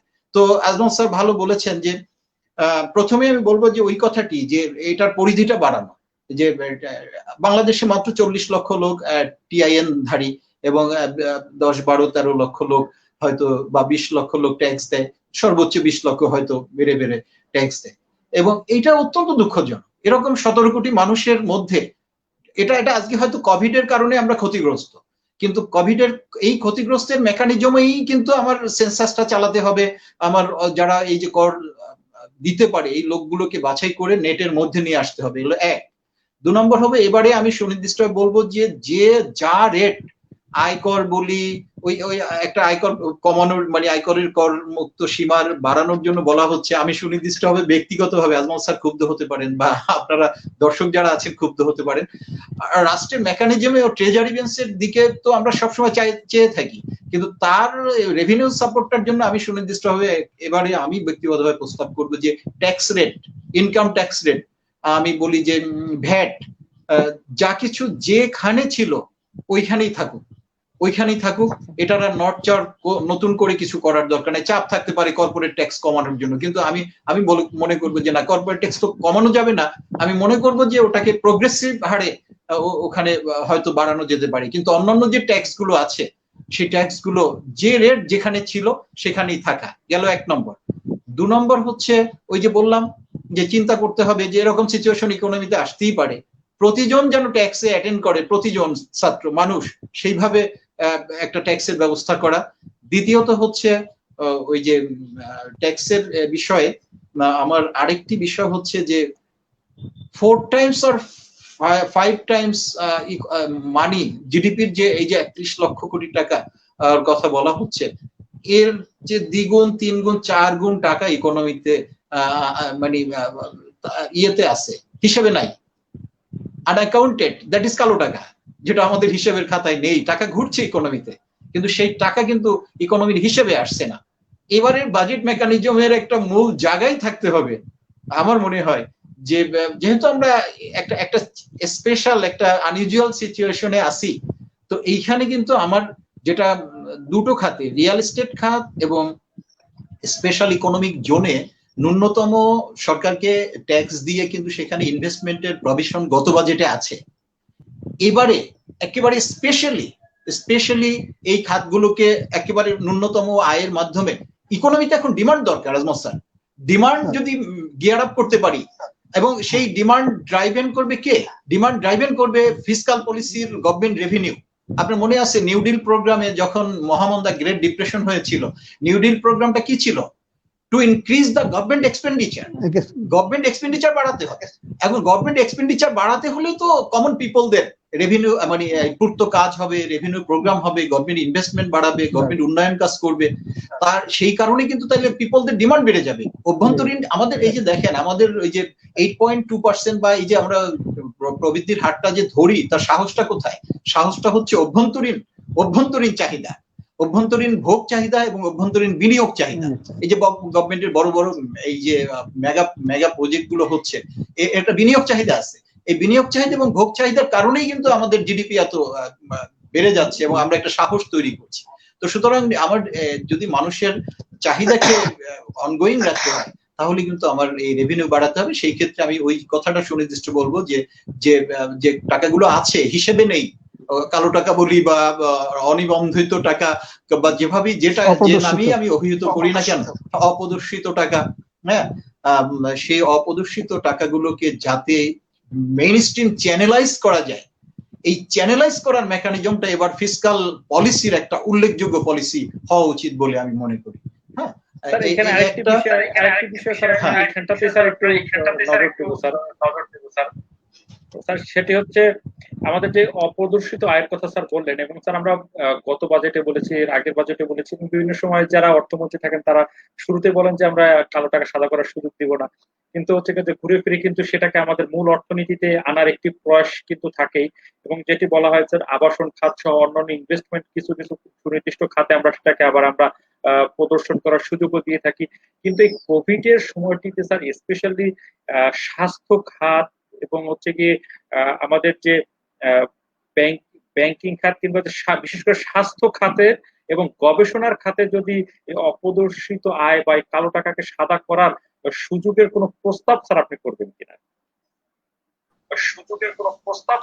হ্যাঁ, সেটা আমি গত আলোচনায় করেছি যে কোভিডের গত আলোচনায় মনে আছে কিনা, আমি গত আলোচনায় স্পষ্টভাবেই বলেছি যে 64টা ডিস্ট্রিক্টে যদি মানে অপ্রদর্শিত আয়ের লোকরা যদি হসপিটাল করতে চায়, হ্যাঁ, এবং কোভিড হসপিটাল আর নন কোভিড হসপিটাল, সেটার জন্য কিন্তু আমরা এই সুযোগটা আমরা দিতে পারি। চমৎকার, তোমার ওইটা আমার গত আলোচনায় ছিল যে এই টাকাগুলোকে মেইন স্ট্রিম চ্যানেলাইজ করার জন্য সবচেয়ে ভালো একটা জায়গা হচ্ছে কোভিড স্বাস্থ্য খাতের কোভিড হসপিটাল করা। আজকে ভেন্টিলেশন সবচেয়ে ইন্টারেস্টিং হলো যে বরিশালের কথা উদাহরণ দিয়ে বলি যে ভেন্টিলেটর যে কটা আছে, আইসিইউ বেড যে কটা আছে, ভেন্টিলেটর চালানোর জন্য প্রশিক্ষণপ্রাপ্ত স্বাস্থ্যকর্মী এখানে নেই। যা কিছুই আছে ন্যূনতম আছে, তাহলে কত একটা ভালনারেবল অবস্থা। তার মানে আমি বলি না যে স্বাস্থ্য খাত যে অনেক দুর্বল না, আমরা মাতৃ মৃত্যু হার, শিশু মৃত্যুর হার, ইনফ্যান্ট মৃত্যুর হার, আমাদের হাইট, কিংবা আমাদের গড় আয়ু সবকিছুতেই কিন্তু আমরা এগিয়ে যাচ্ছি। তো সেই ক্ষেত্রে কিন্তু এই ক্ষেত্রে আরেকটা যে সরকারি, আমি একটা তথ্য বলি যে বাংলাদেশে যে বেড আছে, হসপিটালের যে বেড প্রায় 2,90,000 বেড, তার 1/3 কিন্তু বেসরকারি ম্যানেজমেন্টের মধ্যে, এবং বাংলাদেশে প্রায় 90,000 ডক্টর আছে। হ্যাঁ, এই 90,000 ডক্টরের 1/3 হলো বেসরকারি পর্যায়ে। তাহলে বেসরকারি চিকিৎসার একটা উল্লেখযোগ্য 2/3 অফ আওয়ার মেডিকেল মানে মেডিকেয়ার সিস্টেম, এটা কিন্তু মানে ইয়ে করছে, চালাচ্ছে কিন্তু বেসরকারি স্বাস্থ্য খাত।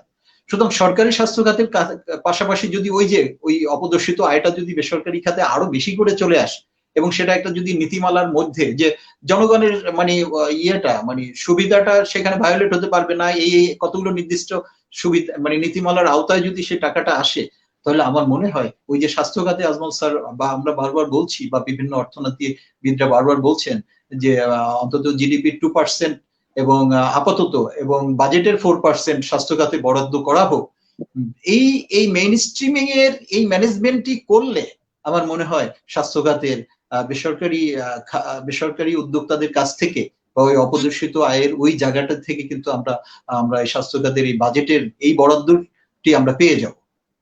আজমল স্যার কিছু বলবেন? আমি একটু যুক্ত করতে চাচ্ছি। হ্যাঁ, সেটা হচ্ছে স্যার খুবই সুন্দর বলেছেন যে অপ্রদর্শিত আয় যেগুলো আছে সেটাকে যদি মেইন স্ট্রিমে আনা যায় এবং আনতে পারলে পরে তো আমাদের যে এই বাজেটের চ্যালেঞ্জ মোকাবেলা সহজ হবে। কিন্তু ওই যে স্বাস্থ্য খাতে বিনিয়োগের কথা আপনি আগের দিনও বলেছিলেন, আজকেও বললেন, একটু কি ঝুঁকি আছে কিনা আমার একটু জানার ইচ্ছে। সেটা হচ্ছে এই যে আমাদের যদি এই আলটিমেটলি সেটা তো বেসরকারি বিনিয়োগই হবে, আমাদের কাছে কিন্তু যে সারা পৃথিবীর যে তথ্য, এই করোনা পরিস্থিতির তথ্য বলছে যে পৃথিবীতে যেখানে যত হচ্ছে স্বাস্থ্যখাত প্রাইভেটাইজেশন হয়েছে সেখানে তত বিপর্যয়ের মধ্যে আছে। এক নম্বর উদাহরণ হচ্ছে মার্কিন যুক্তরাষ্ট্র। আবার আপনি যদি উল্টো দিক থেকে বলেন যে তাহলে আপনি ভিয়েতনামকে বলতে পারেন, যারা হচ্ছে স্বাস্থ্যখাতে হচ্ছে সামাজিক বিনিয়োগ হয়েছে।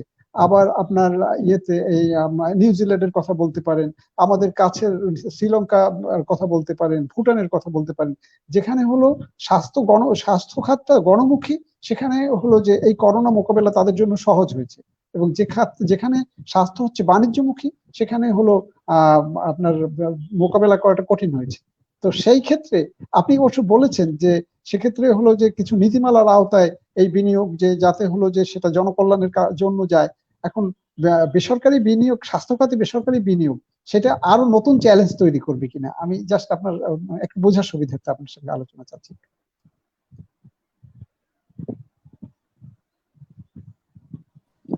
এই যে এসএ গ্রুপের যে মোর্শেদ আলম সাহেব যে আমাদের ছেড়ে চলে গেছেন, উনি অনেকে কিন্তু একটা ক্ষোভ তৈরি হয়েছে যে একটা মাস্ক, একটা ভেন্টিলেটর, দুই ভাই অসুস্থ, একটা খুলে তাকে দেয়া হলো, আবার আরেকটা এর মধ্যে উনি আল্লাহ তাআলা ওনাকে নিয়ে গেছেন। তো একটা স্বাস্থ্য সেবার যেভাবেই আমরা বলি না কেন, আপনি যদি একটা পলিসি করেন যে আমি যদি এই গ্রাউন্ডে কিন্তু স্বাস্থ্য হেলথ ইন্স্যুরেন্সের কথাটি চলে এসছে বাংলাদেশে, কিন্তু এখনই সময় এসছে, আলোচনার সময় এসছে, যখন কোভিড আমাদেরকে ইউনিভার্সাল করে দিয়েছে, সার্বজনীন করে দিয়েছে, যে কোভিডে কিন্তু কে স্বাস্থ্যমন্ত্রী, কে অর্থমন্ত্রী, কে কৃষক, কে শ্রমিক, কে শিক্ষক, কে চিকিৎসক, এটা কিন্তু জেনারেলাইজ করে ফেলেছে। তো এখন কিন্তু একটা জায়গায় কিন্তু আমাদের হেলথ ইন্স্যুরেন্সের প্রসঙ্গটি কিন্তু এখন সামনে চলে এসছে, যখন এ নিয়ে কথা হবে, পলিসি থাকবে। আমি এই জন্য গত আলোচনা বলেছিলাম যে আমাদের সুনির্দিষ্টভাবে এই বাস্তবতাকে ঘিরে কিন্তু একটা স্বাস্থ্য নীতি দরকার। স্বাস্থ্য নীতিতে যদি আপনি পলিসি ইনস্ট্রুমেন্টরা সেভাবে স্ট্রং, বিদেশি অভিজ্ঞতা নিয়ে পলিসি ইনস্ট্রুমেন্টরা, এখন ক্যাপিটালিস্ট ইকোনমিতে আপনি কখনোই এই বেসরকারি এই যে বেসরকারি খাতের এই যে বেড়ে ওঠাটা, এটাকে ঠেকানো যাবে না। যেটা পারবো আমরা পলিসি ইনস্ট্রুমেন্টের মাধ্যমে সেটাকে আমরা নিয়ন্ত্রণ করতে পারবো, নিয়ন্ত্রণ করা যাবে। এই পলিসি হেলথ ইন্স্যুরেন্সের কথাটি কিন্তু আমরা এই বাজেটে আরো স্ট্রংলি বলতে পারবো, বলা উচিত। আরেকটি হলো হেলথ কার্ড। আমি এই যে আপনারা দেখেন, আপনার কি গত 20 বছরে বা 30 বছরের আমাদের লেভেলে আমরা একটু চিন্তা করি, একটু নিজের কাছে নিজেই আত্মসমালোচনাও করি, অথবা নিজে জাজ করি, আমাদেরকে জাজ করি, এই লেভেলের আমরা সরকারি চিকিৎসা সুবিধার মধ্যে কি গত 10 বছরে আমরা আপনি কি গিয়েছি? আমরা যেটা গিয়েছি সেটা কিন্তু আমরা ওই বেসরকারি খাতের কাছে গিয়েছি, যেভাবে সেখানে এক্সপ্লয়েটেড হলেও গিয়েছি, আবার সেখান থেকেই আমরা পেয়েছি। তো সুতরাং এখানে পলিসি ইনস্ট্রুমেন্ট, হেলথ পলিসি যদি আমরা করি সেখানে প্রভিশনটা রাখবো। আরেকটি কথা আমি বারবার বললাম যে অপদূষিত আয়কে নিয়ে আসার জন্য মেইন স্ট্রিমিং করতে হবে, তাহলে কিন্তু এটা আবার একটা ইনস্ট্যান্স না হয়ে যায় যে এরকম আমি অপদর্শিত করতেই থাকবো, ইথিক্যাল জায়গাটা যেন ভায়োলেট না হয়। এই জন্য আমি ওই মেসেজটুকু দিয়ে রাখতে চাই যে এটা not for the long time, এটা এই বাস্তবতার ক্ষেত্রেই এটা ওইভাবে একটা ব্যাপক সুবিধার কথাই কিন্তু আমি প্রস্তাব করব। আমি এটাকে আবার ইথিক্যাল জায়গাটাকে আবার ভায়োলেট করতে চাই না। এর সাথে একটি তথ্য তো বলতে চাই যে বাংলাদেশে আয় বৈষম্য বেড়ে যাচ্ছে, প্লাস বিশ্বে শীর্ষধারী দেশ বাংলাদেশ বড়লোক হয়ে গত 10 বছরে 2010 থেকে 2019 সালের যে তথ্য, তাতে বাংলাদেশ কিন্তু পৃথিবীর মধ্যে সর্বশীর্ষ সেরা, এবং আমাদের দেশে বড়লোক কিন্তু যে অনেক 21% হারে বেড়েছে নাকি, না 19 এরকম কিছু একটা, 14%। হ্যাঁ, তাহলে ওই রেভিনিউ ম্যানেজমেন্টের ক্ষেত্রে যে কথাটি বলছিলাম, যে রেভিনিউ ম্যানেজমেন্টের শুভ কতগুলো জিনিস চলে এসছে। পোস্ট অফিসের পাশাপাশি কি বলে ওইটাকে, কি বলে এসে পরিবহন টরিবহন, ওগুলো কি বলা হয়, কুরিয়ার সার্ভিসটা কিন্তু একটা সাবস্টিটিউট চলে এসছে। নর্মাল মানে কনভেনশনাল মার্কেটিং শপিং এর পাশাপাশি কিন্তু এখন আবার ই commerce, e marketing, e shopping গুলো চলে এসছে। এই যে বিকল্প যে জায়গাগুলো আছে, আমি আজকে দেখলাম যে মাননীয় প্রধানমন্ত্রী যদি 1 কোটি টাকা দেন, 1 কোটি টাকা বিকাশের মাধ্যমে দেন, আবার ওই 1 কোটি টাকা উনি বিকাশে ঢুকিয়ে দিলেন, তারপরে আবার ওই বিকাশ থেকে যারা জনগোষ্ঠী টাকাটা পেলো, তারা যখন আবার ওই টাকাটা বের করবেন, তাহলে 1000 টাকায় বিকাশ 18.5 টাকা নেয়, 1000 টাকায় সে 20 টাকা, 18.5 টাকা নেয়। তাহলে 1 কোটি টাকা ঢুকলে 18.5 লক্ষ টাকা কিন্তু বিকাশ পাচ্ছে। এখন এখানে যদি 100 কোটি টাকা এভাবে ডিসবার্স করা হয়, তাহলে ওই কোম্পানিটি কি পেয়েছে? তাহলে সুতরাং এই কোভিড এর সময়ে যে যারা ক্ষতিগ্রস্ত হননি, তাদেরকেও একটু, তাদের বিষয়ে কিন্তু তারা উপকার করেছে, তারা ওই যে ফিজিক্যাল ডিস্টেন্সিং এর বিষয়ে কিন্তু তারা রোল প্লে করেছে, অনেক রোল প্লে করেছে, কিন্তু তারপরেও এই ট্যাক্সের এই সময় আমাদেরকে কিন্তু সাপোর্ট দিতে হবে, তাদের কাছেও যেতে হবে। এই গেল একটা। আরেকটা ব্যাপার আজমত স্যার, আমি আরেকটি প্রস্তাব আজকে নতুন করে আমি উপস্থাপন করতে চাই, সেটা হচ্ছে যে আগামী 1 বছরে সবচেয়ে যারা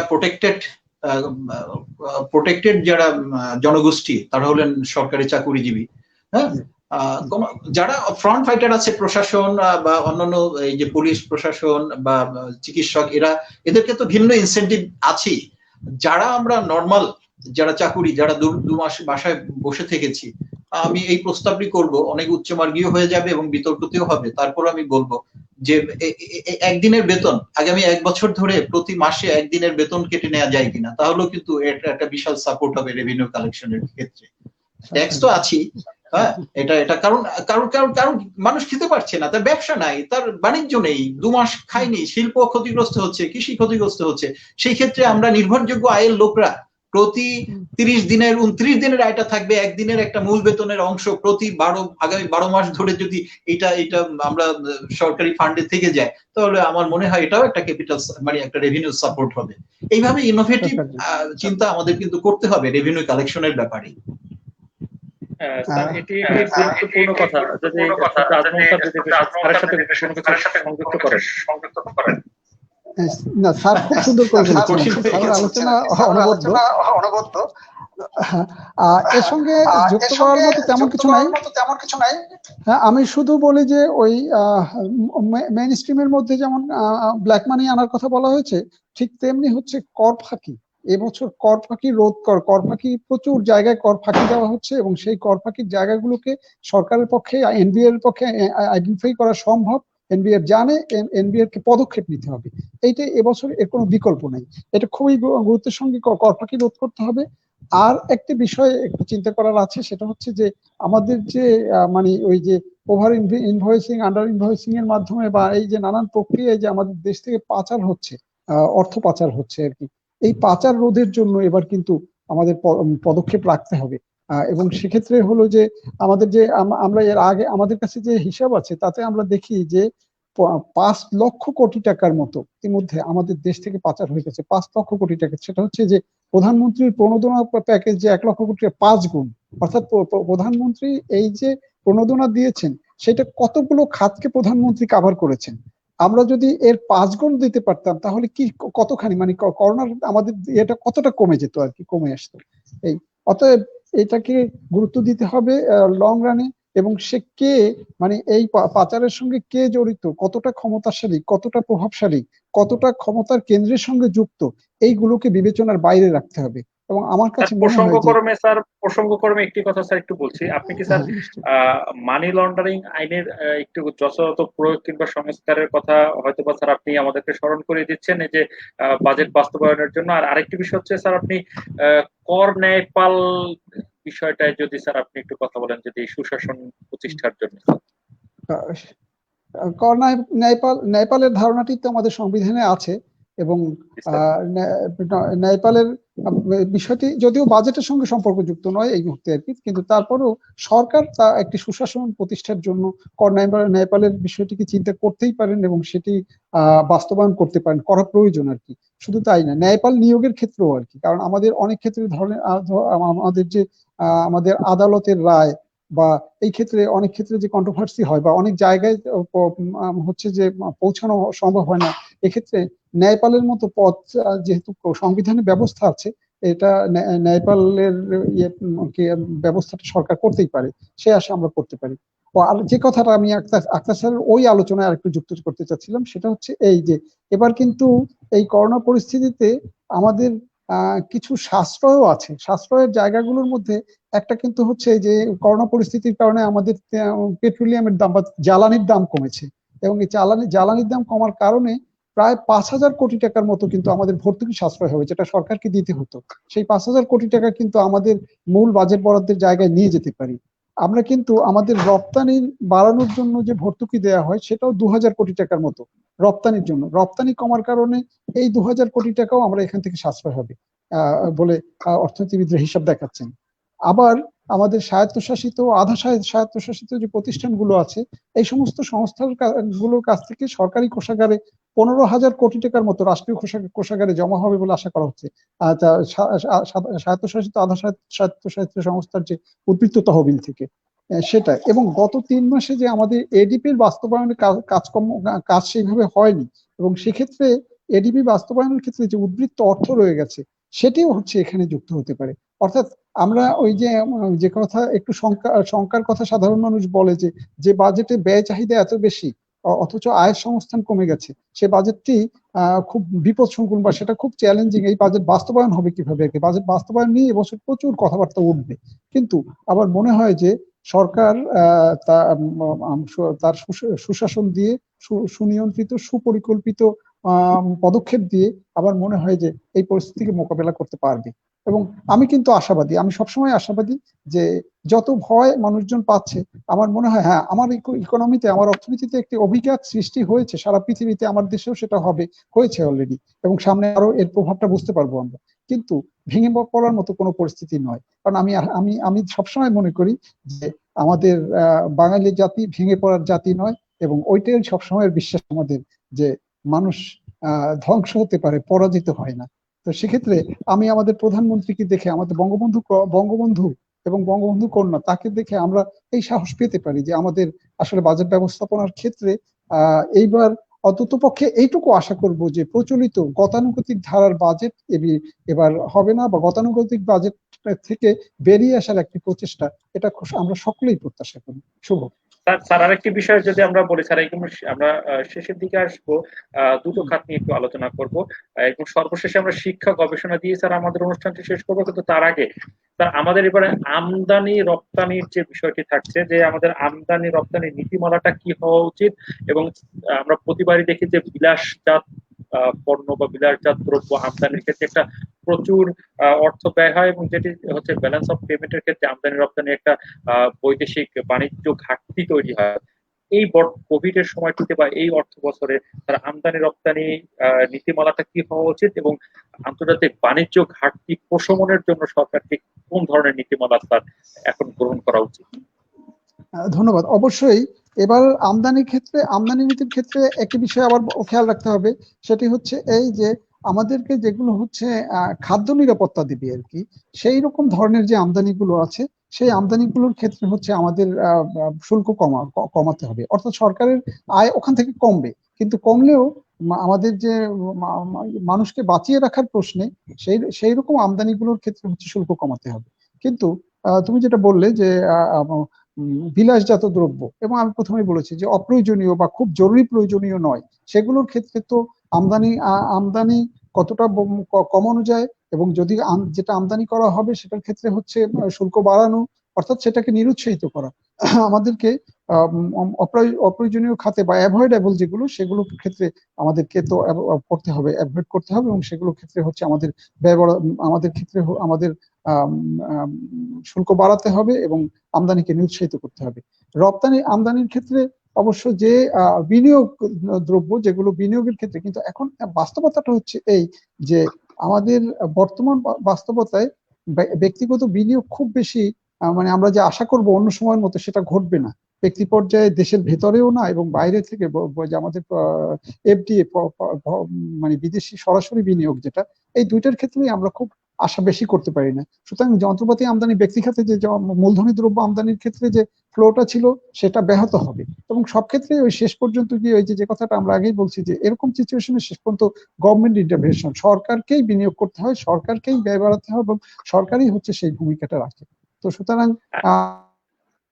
ক্ষেত্রে তো আমরা দেখছি যে আমরা তো একটা জায়গায় গিয়ে আমরা একটা সমস্যায় পড়েছি, সেটা হলো আমাদের যে প্রধান রপ্তানি দ্রব্য আমাদের রেডিমেড গার্মেন্টস এর ক্ষেত্রে তো হলো যে আমি আগেই বলেছি যে মার্কিন যুক্তরাষ্ট্র এবং ইউরোপ জুড়ে, পশ্চিম ইউরোপের জুড়ে যে দেশগুলোতে প্রধানত আমরা পোশাক রপ্তানি করি, সে সমস্ত জায়গায় নিজেরাই এখন বিপর্যস্ত, সুতরাং সেই জায়গাগুলোতে বাধাগ্রস্ত হবে রপ্তানি।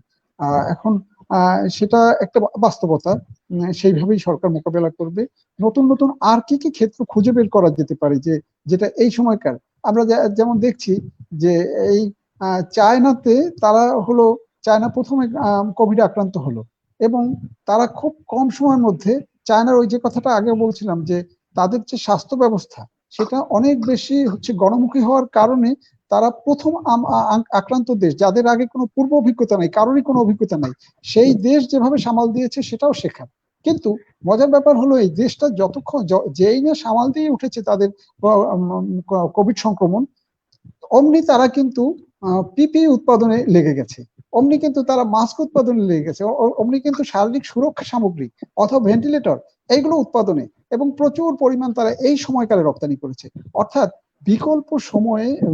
বিরুদ্ধ সময়ে বিকল্প রপ্তানির ক্ষেত্রগুলোকে আমাদেরও খুঁজে বের করতে হবে, এবং সেক্ষেত্রে আমার মনে হয় যে নিশ্চয়ই আমাদের অর্থমন্ত্রী, আমাদের অর্থ মন্ত্রণালয়, আমাদের সরকার সেই জায়গাগুলোকে খুঁজে বের করবে এবং নতুন রপ্তানির ক্ষেত্র তৈরি করবে। আমাদের প্রচলিত রপ্তানি পণ্যগুলো দিয়ে এবার আমরা একটু ঝুঁকির মুখে আছি, এটা বলাই বাহুল্য।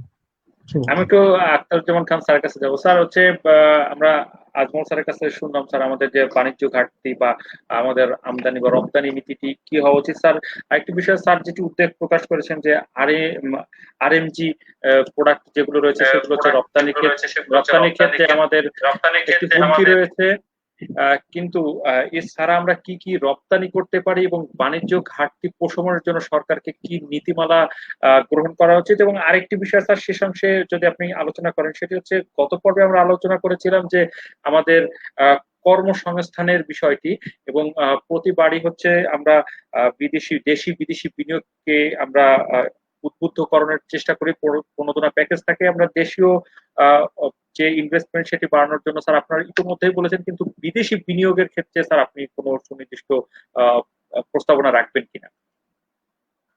ধন্যবাদ। সেটা হচ্ছে আমি প্রথমে একটু রেভিনিউ ম্যানেজমেন্ট সম্পর্কে আবার একটু কথা বলবো, যে রেভিনিউ ম্যানেজমেন্টের আমরা বারবার বলেছি সরকার কিভাবে ইনকাম করবে, কোন কোন জায়গা থেকে সরকার আয় করবে, সেই কথাগুলো। তো রেভিনিউ ইনকাম এন্ড এক্সপেন্ডিচারের এই জায়গার মধ্যে আমি রেভিনিউ ইনকাম বাড়াতে পারি, তাতেও আমার ডেফিসিট মেকআপ করতে পারি, কিন্তু আমি আরেক জায়গায় কিন্তু আরেকটা ম্যানেজমেন্ট করতে পারি, সেটা হচ্ছে আমি যদি ব্যয়টা এক্সপেন্ডিচারটা কমাতে পারি। তো এক্সপেন্ডিচার কমানোর ক্ষেত্রে সবচেয়ে যে আমার প্রতিটা প্রকল্পে, আমরা আগেও বলেছি এই কথা আবারও গুরুত্ব দিয়ে বলতে চাই, যে প্রতিটা প্রকল্পেই কিছু ব্যয় আছে, কিছু ব্যয় আছে ট্রেনিং খাতে, বিদেশ ভ্রমণ খাতে। আমি বলবো যে আইএমইডি, প্ল্যানিং কমিশনের আইএমইডি প্রত্যেকটা প্রকল্প কি যে 1-1,500 প্রকল্প নতুন করে হবে, আগে যেগুলো আছে এগুলোর প্রত্যেকটাকে রিভাইজ করা দরকার। এবং সেখানে যদি 10% 20% প্রকল্প ব্যয় কমানো যায় তাহলে দেখা যাবে যে এই প্রবলেম কিন্তু আমাদের ইকোনমিতে 2-1 বছরে যাবে না। সুতরাং আমার প্রত্যেকটি প্রকল্প ব্যয়কে 10% 20% যদি রিডিউস করা যায়, এই ক্ষেত্রে কিন্তু আমার এক্সপেন্ডিচারটা আমার দেখা যাবে ডেফিসিটটা আমার কমে যাবে। গেল এক। 2 নম্বর হচ্ছে যে অগ্রাধিকার, সরকারের যে মেগা প্রজেক্ট গুলো আছে এগুলোর মধ্যেও আমি মনে যে র্যাঙ্কিং করে করে অগ্রাধিকার নির্ধারণ করতে হবে, যেগুলোকে ফাংশনিং, এটা আমার ব্যক্তিগত মতামত, যে পদ্মা বহুমুখী ব্রিজ আছে এইটার ব্যয়টাকে কমানো দরকার নেই। কারণ এইটা আমার বলা আছে যে এই পদ্মা ব্রিজটা যদি চালু হয় তাহলে গোটা ইকোনমিতে 6% জিডিপির প্রবৃদ্ধি বাড়বে। তা আমার জিডিপি প্রবৃদ্ধি যখন এখন হ্রাস পাওয়ার হুমকির মুখে আমরা আছি, যেখানে হ্রাস পাবে বলে আমি আশঙ্কা, আইএমএফ আশঙ্কা করছে, এডিবি আশঙ্কা করছে, ওয়ার্ল্ড ব্যাংক আশঙ্কা করছে যে আমার 2% বা 1.5% জিডিপির প্রবৃদ্ধি কমবে। তো সেই ক্ষেত্রে যদি পদ্মা ব্রিজটা যদি আমরা কন্টিনিউ করি, এখানে ফাইন্যান্সিংটা যদি আমরা কন্টিনিউ করি, তাহলে আমার মনে হয় যে সেটা ইকোনমিতে পজিটিভলি রোল প্লে করবে কোভিড এর এই প্রতিঘাত বা অভিঘাত মোকাবেলার জন্য। কিন্তু তারপরে যে এই ঢাকা মেট্রো রেল, এটার অনগোয়িং প্রজেক্ট চলছে, যদি এই মুহূর্তে ফিনান্সিং কমিয়ে দেওয়া হয় তাহলে ওটার দেখা যাবে যে মিসইউজ হবে। কিন্তু যে প্রজেক্ট গুলোকে এখনই এই মুহূর্তেই আগামী 1 বছরে, যেটা এখন আমার না হলে নয়, যেমন রূপপুর পারমাণবিক কেন্দ্র, এই রূপপুর পারমাণবিক কেন্দ্রের এই মুহূর্তেই আমরা 6 মাস পরে আমরা ফাইন্যান্সিং করি, প্রায়োরিটি যাচাই করে আমার মনে হয় যে প্রকল্পগুলোকে ফাইন্যান্সিং করা দরকার। তাহলে এক্সপেন্ডিচারের একটা প্রক্রিয়া কমবে, মানে একটা ডেফিসিটটা আমরা ম্যানেজমেন্ট করতে পারবো। আরেকটা জায়গা হচ্ছে যে এক্সপেন্ডিচার, কোয়ালিটি এক্সপেন্ডিচার ইনশিওর করা, যে আমি যে ব্যয়টা করছি এটার গুণগত মানটা কি, এটা সঠিকভাবে হচ্ছে কিনা। এবং এই ম্যানেজমেন্টের ক্ষেত্রে ওই যে সুশাসনের যে বিষয়টি চলে আসছে, গুড গভর্নেন্স, পার্টিকুলার একটা বালিশ কিনতে কিংবা বিভিন্ন ধরনের বিষয় আমরা দেখেছি, সেই বিষয়গুলোকে সুশাসনের সাথে রিলেটেড করে কোভিড বাস্তবতায় এই বিষয়গুলোকে স্ট্রংলি যদি আমরা হ্যান্ডেল করতে পারি, তাহলে আমার মনে হয় যে ডেফিসিট ফাইন্যান্সিং এ সরকার অতটা চ্যালেঞ্জের মুখোমুখি হবে না। এই গেল একটা বিষয়। আরেকটা বিষয় হচ্ছে যে হ্যাঁ, আমরা বললাম যে এদিকে এক্সপেন্ডিচার, রেভিনিউ ইনকামের কথা বললাম, রেভিনিউ এক্সপেন্ডিচারের কথা বললাম, কিন্তু আমার তো এই ডেফিসিট ফাইন্যান্সিং এর আরো একটা ইম্পর্টেন্ট জায়গা আছে। নিয়ার অ্যাবাউট 40% আমার ফাইন্যান্সিং করতে হবে ফ্রম এক্সটার্নাল সেক্টর থেকে, আমার ঋণ এবং অনুদান থেকে। তাহলে সেই ক্ষেত্রে কিন্তু আমাদের এবারে কিন্তু একটা স্পেশাল, আমরা এখনো ওই যে এলডিসি থেকে যে গ্রাজুয়েশনের জন্য আমরা কিন্তু ঋণ প্রাপ্তির যে সুবিধাটা কিন্তু এখনো আমরা পাবো, ওটা আরো 3 বছর পরে এক্সিকিউট হবে, এখনো কিন্তু আমরা পাচ্ছি। আমি এবারে স্ট্রংলি গুরুত্ব আরোপ করতে চাই ইকোনমিক ডিপ্লোমেসির দিকে, মানে অর্থনৈতিক কূটনীতির জন্য যদি এবারে আমার অলরেডি এখনই পলিসি করা উচিত। পলিসি আমি ইন্টারনাল এই যে মেকআপ করব, এক্সিট প্ল্যান করে কিভাবে আমি লকডাউন থেকে বেরিয়ে আসব, এই মেকানিজম তো চলছে, কিন্তু ফরেন মিনিস্ট্রি কিন্তু এই মেকানিজমের সাথে ট্যাগ করতে হবে যে তোমরা তোমার দেশে বিভিন্ন যে আন্তর্জাতিক সংস্থাগুলো আছে, যে দেশগুলো আছে, তারা তো এগুলো উতরে উঠবে, কিন্তু আন্তর্জাতিক যে সংস্থাগুলো আছে তাদের সাথে এখনই নেগোসিয়েশন করা দরকার যে আমাদের অর্থনৈতিক বাস্তবতায় আমরা ভালনারেবল অবস্থায় আছি, আমাদেরকে প্লিজ হেল্প। কারণ সবাই তাদের কাছে চাইবে, কিন্তু আমরা যদি নেগোসিয়েটিং প্রক্রিয়াটা ইকোনমিক ডিপ্লোমেসির মাধ্যমে যদি আমরা এটা করতে পারি, তাহলে আমাদের ওই যে ডেফিসিট ফাইন্যান্সিং এর ওই জায়গাটাই কিন্তু আমরা একটা ভালো জায়গায় থাকবো আর কি। এই একটা বিষয়। এবং সেখানেও এক্সটার্নাল সেক্টরের মধ্যে আবার ঋণ আছে, অনুদান আছে। আমি স্ট্রংলি বলতে চাই যে আমার যে ফরেন সোর্সেস থেকে যে ফান্ডিংটা আসবে, সেই ফান্ডিং এর মধ্যে যেন ঋণের চেয়ে অনুদানটা বেশি হয়, তাহলে কিন্তু আমরা এই মেকানিজমটা করতে পারবো। শুধু দেশের ভিতরে আয় বাড়াবো, ব্যয় কমাবো, অমুক সমুক এইটা করব, কিন্তু এবারের বাস্তবতায় কিন্তু আমার কিন্তু ওই মেকানিজমটাকে খুব স্ট্রংলি দেখতে হবে। হ্যাঁ, এইগুলো যদি দেখতে পারি, ইকোনমিক এবং নন ইকোনমিক ফ্যাক্টর গুলো, তাহলে কিন্তু আমরা টিকে যাব। গেল একটা। দ্বিতীয়ত হলো শ্রমবাজার তো প্রায় 14 লক্ষ লোক চাকরি হারিয়েছে বাংলাদেশের বিভিন্ন জায়গায়, 5 লক্ষ লোক বা 3-4 লক্ষ লোক দেশে ফিরে এসছে। আমি আত্মকর্মসংস্থানের কথা পরে আসছি। শ্রমবাজারের ক্ষেত্রে কিন্তু এই যে এখন আমেরিকাতে প্রায় 1-1.5 লক্ষ লোক পৃথিবী থেকে চলে গেছেন, 1,03,000 বা 5,000 এরকম লোক। আমেরিকার একটা জায়গা তৈরি হবে, কিন্তু ইউএস এর একটা জায়গা তৈরি হবে, সেখানে কিন্তু শ্রমিক লাগবে। ইউরোপে শ্রমিক লাগবে এবং আমার নতুন শ্রম বাজার খুঁজতে হবে, সেটাও কিন্তু ইকোনমিক ডিপ্লোমেসির ওই জায়গাটা আছে। ইকোনমিক ডিপ্লোমেসির আরো একটা স্ট্রং জায়গা আছে যে হ্যাঁ, তোমার দেশ শ্রমিকের কারণে ক্ষতিগ্রস্ত হয়ে গেছে, তুমি আমার দেশে ইনভেস্ট করো। আমার দেশে 100টা ইকোনমিক জোন আছে, স্পেশাল ইকোনমিক জোন। সেই 100টা ইকোনমিক জোনে সরকার রেভিনিউ প্যাকেজ আছে, সরকারের অনেক ইনসেন্টিভ আছে। তো সেই রেভিনিউ প্যাকেজ, তাইলে ইকোনমিক ডিপ্লোমেসির 3টা জায়গা, একটা হলো শ্রমবাজার খোঁজা, আর একটা হলো ঋণ অনুদান আনা, আর একটা হলো বিদেশি ইনভেস্টমেন্ট দেশে আনা। এই 3টি জায়গাকে যদি আমরা পুরোভাবে হ্যান্ডেল করতে পারি, সেই ম্যানেজমেন্ট করলে কিন্তু বাংলাদেশ, ওই যে বললেন যে আমাদের ইনার শক্তি অনেক, 17 কোটি মানুষের 17 দুগুণে 34 কোটি হাত, 34 কোটি হাট ইউরোপের 10টি দেশ বা 20টি দেশ মিলেও কিন্তু 34 ক্রোর হ্যান্ডস কিন্তু তাদের নেই। তো সুতরাং আমরা এই ম্যানেজমেন্ট গুলো কিন্তু এবার বাজেটে খেয়াল রাখতে হবে। পলিসি মেকার যারা আছেন, আমরাও তো এই সরকারের একটা হিসেবে, মানে সেবক হিসেবে আমরাও এর সাথে রিলেটেড, কিন্তু আমরা সরাসরি না আজকে এই বক্তব্যের মধ্য দিয়ে এটা বলতে চাই যে ম্যানেজমেন্ট শুধু ইন্টারনাল ম্যানেজমেন্ট করলে হবে না, এক্সটার্নাল ম্যানেজমেন্ট করতে হবে। আর আমদানি রপ্তানির বিষয়টা আজমল স্যার কথা বলেছিলেন। হ্যাঁ, এই হলো আমার এই পর্যায়ের কথা। এরপরে তুমি আরেকটি প্রশ্ন করেছিলে যে কর্মসৃজনের ক্ষেত্রে আমি গুরুত্ব আরোপ করব, স্ট্রংলি গুরুত্ব আরোপ করবো। আজকেও আমি বাস্তব কথা বলি, আমি ওই যে একটু ফিল্ড লেভেলে কাজ করে বলি আমার কাছে তথ্য আছে, উপাত্ত আছে। আমাকে আজকে কাজ হারানো এক ছাত্র সে ফোন করেছে, স্যার আমি কি একটি চাকরি পেতে চাই। তো আমি বললাম যে তুমি চাকরি পেতে চাও কেন, তুমি কাজ করো, ভ্যালু অ্যাড করো, তোমার রিসোর্সের সাথে ভ্যালু অ্যাড করো, তুমি মানে নিজে আত্মকর্মসংস্থানের দিকে চলে যাও। কি করে যাওয়া যায়, তুমি কাগজ থেকে কাগজের ঠোঙা বানাও, তুমি ছোট্ট করে উৎপাদনে চলে যাও, তুমি চা বিক্রি করো, তুমি কাঠের, তোমার ওয়াইফ কি সেলাই কাজ পারে কিনা সেখানে কাপড় কিনে তার সাথে ভ্যালু অ্যাড করো। আত্মকর্মসংস্থান হলো এবার কিন্তু এই যে কাজ হারিয়েছে, আমি যেটা বললাম যে প্রচুর মানুষ কিন্তু অর্থনৈতিক এবং স্বাস্থ্য ঝুঁকিতে আছে, সেটা একেবারে বাংলাদেশের এই 10 কোটি 22 লক্ষ লোক কিন্তু অর্থনৈতিক এবং স্বাস্থ্য ঝুঁকিতে আছে, এবং 74% লোক কিন্তু তার আয় কমে গেছে, 74% লোকের। এবং এরকম করে অনেক অনেক নেতিবাচক বাস্তবতা তৈরি হয়েছে, কিন্তু সেই থেকে আমরা কিভাবে এক্সিট করব, বের হয়ে আসবো, তা কিন্তু অনেকটাই নির্ভর করবে এই বাজেট মেকানিজমের উপরে। হ্যাঁ, তো আমরা ওই আত্মকর্মসংস্থানের উপর জোর করে ফিনান্সিয়াল সেক্টর যদি আমাকে লো ইন্টারেস্ট রেটে সাপোর্ট দিয়ে থাকে, শুভ আমি বলতে চাই, আমি কেন যেন আমার মানে প্রচন্ড সাহস থাকে, মানে কেন যেন আমি সাহসী যে বাংলাদেশের প্রতিটা ঘরকে কেন উৎপাদনের একটা কেন্দ্র তৈরি করি না আমি। আমার কাছে লোকাল গভর্নমেন্টের সবাইকে পাঠিয়ে দিয়ে এই ঘরে আপনি কি বানাতে পারেন আপনি বানান, আপনি একটা কাঠের পুতুল বানান, একটা শোপিস বানান, আপনি একটা নকশি কাঁথা বানান, আপনি এই করে কিন্তু প্রতিটা ঘরকেই কিন্তু কুটির শিল্প এবং এসএমইর একটি উৎপাদন কেন্দ্র হিসেবে কিন্তু গড়ে তোলার জন্য সময় এসছে এখন, চায়নার মতো। তাহলেই কিন্তু আমরা ইকোনমিক্যালি টিকে থাকতে পারবো, টেকসই হতে পারবো।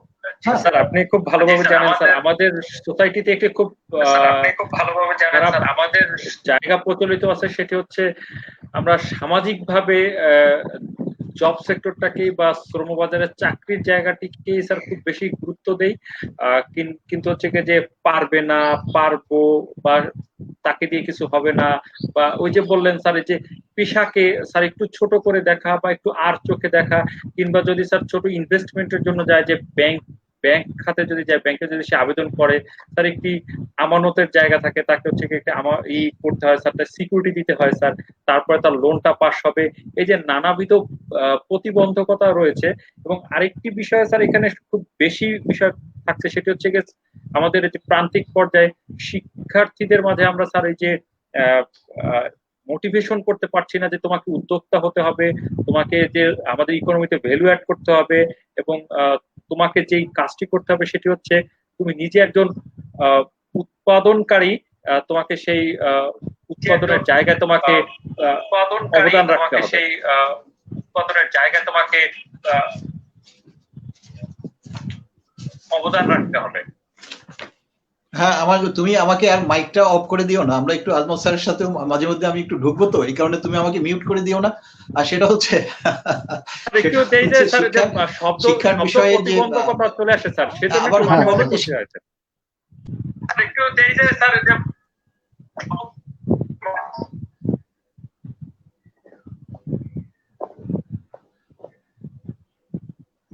আবার মিউট করতে হবে বোধহয়, তোমার কথা পাচ্ছি না আমি। স্যার আপনি বলেন, আমরা শুনতে পাচ্ছি স্যার। স্যার আপনি বলেন, আমরা শুনতে পাচ্ছি স্যার। না, তোমার প্রশ্নটা আমাকে বলো আবার, যে শিক্ষা নিয়ে কথাবার্তা এগুলো। জি স্যার, না শিক্ষা নিয়ে না স্যার, বিষয়টি ছিল এরকম, শিক্ষা নিয়ে না স্যার, বিষয়টি ছিল এরকম, আপনি যে কথাটি বললেন যে আমাদের শ্রমবাজারে আমাদের যে ভ্যালু এড করতে হবে এবং উদ্যোক্তা তৈরি হতে হবে, সেই জায়গাটিতে সামাজিকভাবে আমরা একটু আর চোখে দেখি। এই যে আপনি বললেন স্যার যে কুটির শিল্প বা একজন ছেলে বা একজন শ্রমশক্তি, সে হচ্ছে সবেমাত্র পাশ করে বা সে হচ্ছে শেষ করে পাশ করে সে হচ্ছে উদ্যোক্তা হবে, এটা স্যার ফ্যামিলি থেকে চায় না। কিংবা আমরা আমাদের যে শিক্ষা ক্ষেত্রে তাদেরকে মোটিভেটেড করতে পারি না, এটা হচ্ছে একটি জায়গা। আরেকটি জায়গা হচ্ছে স্যার আমরা যে ব্যাংক ঋণের ক্ষেত্রে তাকে স্যার হচ্ছে সিকিউরিটি দিতে হয় স্যার, সেটিরও একটা স্যার বড় অভাব থেকে যাচ্ছে স্যার। আপনি যদি এই বিষয়টা একটু বলেন। ধন্যবাদ। ধন্যবাদ। সেটা হচ্ছে যে সংস্কৃতিটাকে, কিন্তু সংস্কৃতিটা থ্রো করি, আসলে আমরা থ্রো করি। আমি তোমাকে বলি, এই যে আমি যদি এমনটি হয় যে তোমার এলাকায় এখন 20টি পুকুর আছে বা 10টি পুকুর আছে, তোমার বাড়ির যে গ্রামের পুকুরটি কিন্তু পড়ে আছে, বাড়ির পাশের হালাদার বাড়ির পুকুরটি কিন্তু পড়ে আছে, ওখানে কিন্তু হাজা মজা হয়ে পুকুরটি পড়ে আছে। হ্যাঁ, চলে যাও গ্রামে, তুমি ওই গ্রামটাকে, ওই পুকুরটাকে ম্যানেজমেন্ট করো, এলাকার সমস্ত পুকুরটাকে তুমি নিয়ে নাও, যে আমাকে লিজ দেন 1 বছরের জন্য। আমরা এই করে কিন্তু সেখানে ভ্যালু অ্যাড করতে পারি, এই করে করে কিন্তু।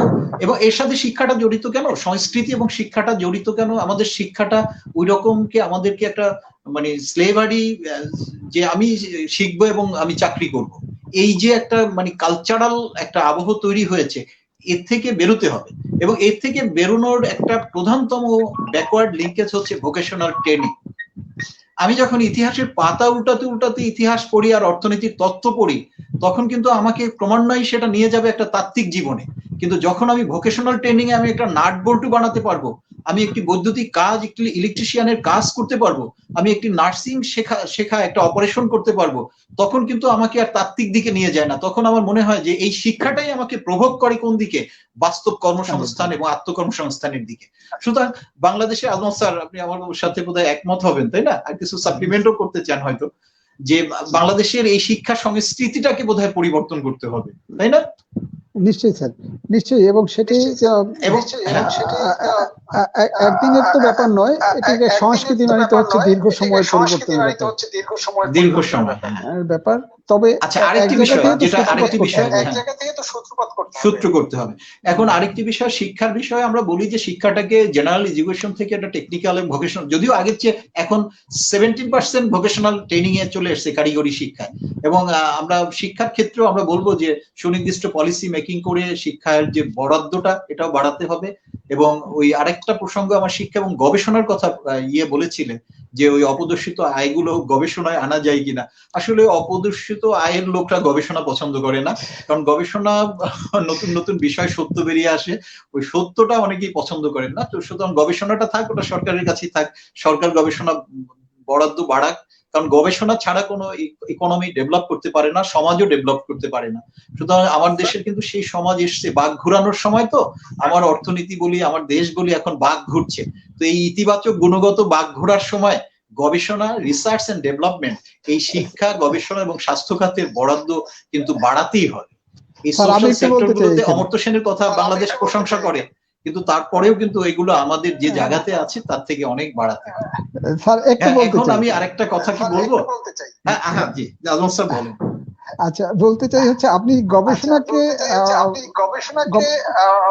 বাদ দিতে চাচ্ছেন কেন? মানে বেসরকারি বিনিয়োগের ক্ষেত্রে গবেষণা থাকুক না, তারা ওই জায়গায় আসুক যে গবেষণার মধ্য দিয়ে তাদের প্রোডাকশন কস্ট কমবে, গবেষণার মধ্য দিয়ে তাদের মার্কেটিং বাড়বে, তাদের হচ্ছে প্রফিট বাড়বে। সেই জায়গাটাকে যদি এনশিওর করা যায়, তাহলে নিশ্চয়ই তারা, পাশ্চাত্যে তো সেইভাবে গবেষণা হচ্ছে, একটি গবেষণায় যে খরচ করে বহুগুণ বেশি তুলে নিয়ে আসে তুলে নিয়ে আসে না। আমি বললাম যে হ্যাঁ, বেসরকারি গবেষণা আসবে, বেসরকারি খাত গবেষণায় আসবে, সেটা আমি ওয়েলকাম করছি। কিন্তু আমি যেটা বলছি যে অপদর্শিত যে সেক্টররা, তারা গবেষণায় আসাটা বোধহয় অতটা প্রেফার করবে না। আচ্ছা, দ্বিতীয়ত শুভ, তোমার আর কোনো এরিয়া আছে? স্যার রয়েছে স্যার, যেটি একটু বলবো স্যার, আপনারা দুজনে একটু শুনবেন। সেটি স্যার, যেহেতু আপনার শিক্ষা খাতের যে শিক্ষা এবং গবেষণার বিষয়টি স্যার আপনারা অবতারণা করলেন, আমি সেই জায়গাটিতে যেতে চাই যে স্যার, আমরা যদি উন্নত বিশ্বের দিকে তাকাই, যারা প্রযুক্তিগত দিক থেকে উন্নত, বিশেষ করে স্যার চীন, জাপান, কিংবা স্যার আমরা যদি কোরিয়ার কথা বলি, রাশিয়ার কথা বলি, আহ, এবং ইউরোপের অন্যান্য দেশের কথা বলি, তারা স্যার কারিগরি শিক্ষার প্রতি খুব বেশি জোর দিয়েছে। এবং আমরা যে গতানুগতিক শিক্ষা ধারার যে ট্রেন্ড, সেখানে আমার শ্রম বাজার কতটুকু থাকে, বা আমার কত পার্সেন্ট শিক্ষার্থীকে হচ্ছে উচ্চ শিক্ষায় আসলে যে জেনারেল এডুকেশন যেটাকে বলি আমরা, সেটা গ্রহণ করতে হবে। আর কত পার্সেন্ট লোক হচ্ছে আমার টেকনিক্যাল এডুকেশন দিকে যাবে দেশ বিনির্মাণের ক্ষেত্রে।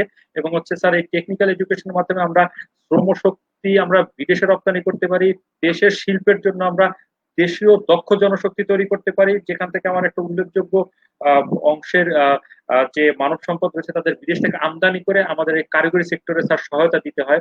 আমরা সেই দিকটাতে আমাদের শিক্ষার ক্ষেত্রে যদি স্যার আমরা কোনো সংস্কার করতে পারি কিনা, বা এই ক্ষেত্রে আমাদের কোনো গবেষণা বা আমাদের কোনো বাজেট বা কোনো নীতিমালার পরিবর্তনের কোনো সুপারিশ করবেন কিনা স্যার আপনারা? স্যার আচ্ছা, প্রসঙ্গটা হলো যে কতটা কারিগরিতে যাবে, কতটা সাধারণ শিক্ষায় থাকবে, উচ্চশিক্ষা কতটা নিবে, এইটা তো এখন সেক্ষেত্রে হচ্ছে কি যে উচ্চশিক্ষা একটা সময় পর্যন্ত এখনো অনেকটা আছে, যে যেটা একটু আগেই বলা হচ্ছিল যে আমাদের সাধারণভাবে একটি প্রবণতাই হচ্ছে সকলে উচ্চশিক্ষা নেব এবং উচ্চশিক্ষার পরে কোনো একটা চাকরি বাকরি করব। কি চাকরি করব সে ব্যাপারে আমার সুনির্দিষ্ট কোনো লক্ষ্যও নাই। পাশ করার পরে আমি আবেদন করতে থাকবো, তারপরে যে কোনো একটি চাকরি হলেই আমি করব। এবং দেখা যাচ্ছে যে প্রচুর শিক্ষিত যুব পাওয়া যাচ্ছে যারা হচ্ছে কাজ পাচ্ছে না বা পছন্দসই কাজ পাচ্ছে না শিক্ষা জীবন শেষে। এখন আজকের দিনে এসে কিন্তু নতুন নতুন বাস্তবতা আমরা দেখছি। আজকে আমি আমার অভিজ্ঞতা থেকে বলছি যে আমার অনার্স ফার্স্ট ইয়ারে যারা ভর্তি হচ্ছে, তারা অনার্সে ভর্তি হচ্ছে। আগেকার দিনে হলে যেটা হতো সেটা হচ্ছে এই যে আমি অনার্স পাস করব, মাস্টার ডিগ্রি পাস করব, তারপর চাকরি করব। আর আমার শিক্ষার্থীরা অনার্স ফার্স্ট ইয়ারে ভর্তি হয়ে এট এ টাইম আবার তারা নার্সিং এ পরীক্ষা দেয় নার্সিং এ ভর্তি হওয়ার জন্য। আচ্ছা, এখন এবং আমার যে ছেলে বা মেয়েটি হচ্ছে নার্সিং এ চান্স পায়, সে হাসতে হাসতে আমার অনার্স ছেড়ে দিয়ে চলে যাচ্ছে। তার মানে এখানে আরো একটি বিষয় স্যার আপনাকে একটু অ্যাড করে দিই, সেটা হচ্ছে স্যার, যেমন ইসলামের ইতিহাস সংস্কৃতি কিংবা কেমিস্ট্রি কিংবা ফিজিক্স পড়ে সে কিন্তু স্যার ব্যাংকিং খাতে স্যার জব করছে। আবার স্যার হচ্ছে এই এইভাবে কিন্তু স্যার হচ্ছে রোলিংটা হচ্ছে, মানে শিক্ষাটাও যথাযথ জায়গায় স্যার যাচ্ছে না। সেটা ঠিক যে আমি যেটা শিখছি সেটা আমার কর্মজীবনে কাজে লাগছে কিনা সেটা তো একবারে বস্তু একটা সমস্যা রয়ে গেছে। কিন্তু এখন এই দৃষ্টিভঙ্গিটা পাল্টে যাবে, আমি ওই কথাটা বলতে চাচ্ছি না, ধীরে ধীরে পাল্টাবে। যখন দেখবে যে ক্রমাগতভাবে উচ্চশিক্ষা গ্রহণ করে সে ধাক্কা খাচ্ছে, তখন সে খুঁজবে যে শ্রম বাজারে কোন জায়গায় সে কাজ পাচ্ছে। আমার এক ছাত্র অনার্সে খুব ভালো রেজাল্ট নয়, মাস্টার ডিগ্রি ভাইভা দিতে আসছে, তো সে মাস্টার ডিগ্রিতে ক্লাস করেনি। আমি তাকে ধরলাম যে তোমাকে ক্লাসে পাওয়া গেল না কেন? এবং তার যে বক্তব্য সেটা হচ্ছে যে স্যার আমি অনার্স পরীক্ষার পরেই চলে গেছি ঢাকায়, আমি ওখানে গিয়ে একটি জাপানিজ ল্যাঙ্গুয়েজ ইনস্টিটিউটে আমি আমার জাপানিজ ল্যাঙ্গুয়েজ লেভেল 1 আমি শিখেছি। এবং করে লেভেল 1 কোর্স কমপ্লিট হওয়ার পরেই আমাকে আবার ওখানেই ইনস্ট্রাক্টর হিসেবে ওরা রেখে দিয়েছে। এবং আমি হচ্ছে এখন আমি এই যে 6 মাস আগে ওখানে কাজ পেয়েছি, এবং সে তাতে হলো আমাকে 60,000 টাকা বেতন দিচ্ছে এবং সে খুশি। তো এখন এই ছাত্র সে অর্থনীতিতে অনার্স মাস্টার ডিগ্রি পড়লো, কিন্তু সে ল্যাঙ্গুয়েজ শেখানোর কাজটা করছে। অতএব যেই মানুষ খুঁজবে, মানুষ যখন দেখবে যে কোথায় আমার কর্মসংস্থান, কোথায় আমার জীবিকা, সে অটোমেটিকলি হচ্ছে উচ্চশিক্ষায় যে উচ্চশিক্ষা হলো লক্ষ্যহীন উচ্চশিক্ষা, সুনির্দিষ্ট কাজ দিতে না পারার উচ্চশিক্ষা, এই উচ্চশিক্ষা আসলে খুব বেশি বিকশিত হওয়ার সুযোগ কমে যাবে আর কি। এটা মানুষজন ওইভাবে আর শিখবে না, এটা কমবে বলে আমার কাছে মনে হয়। আমি বলি সেটা হচ্ছে যে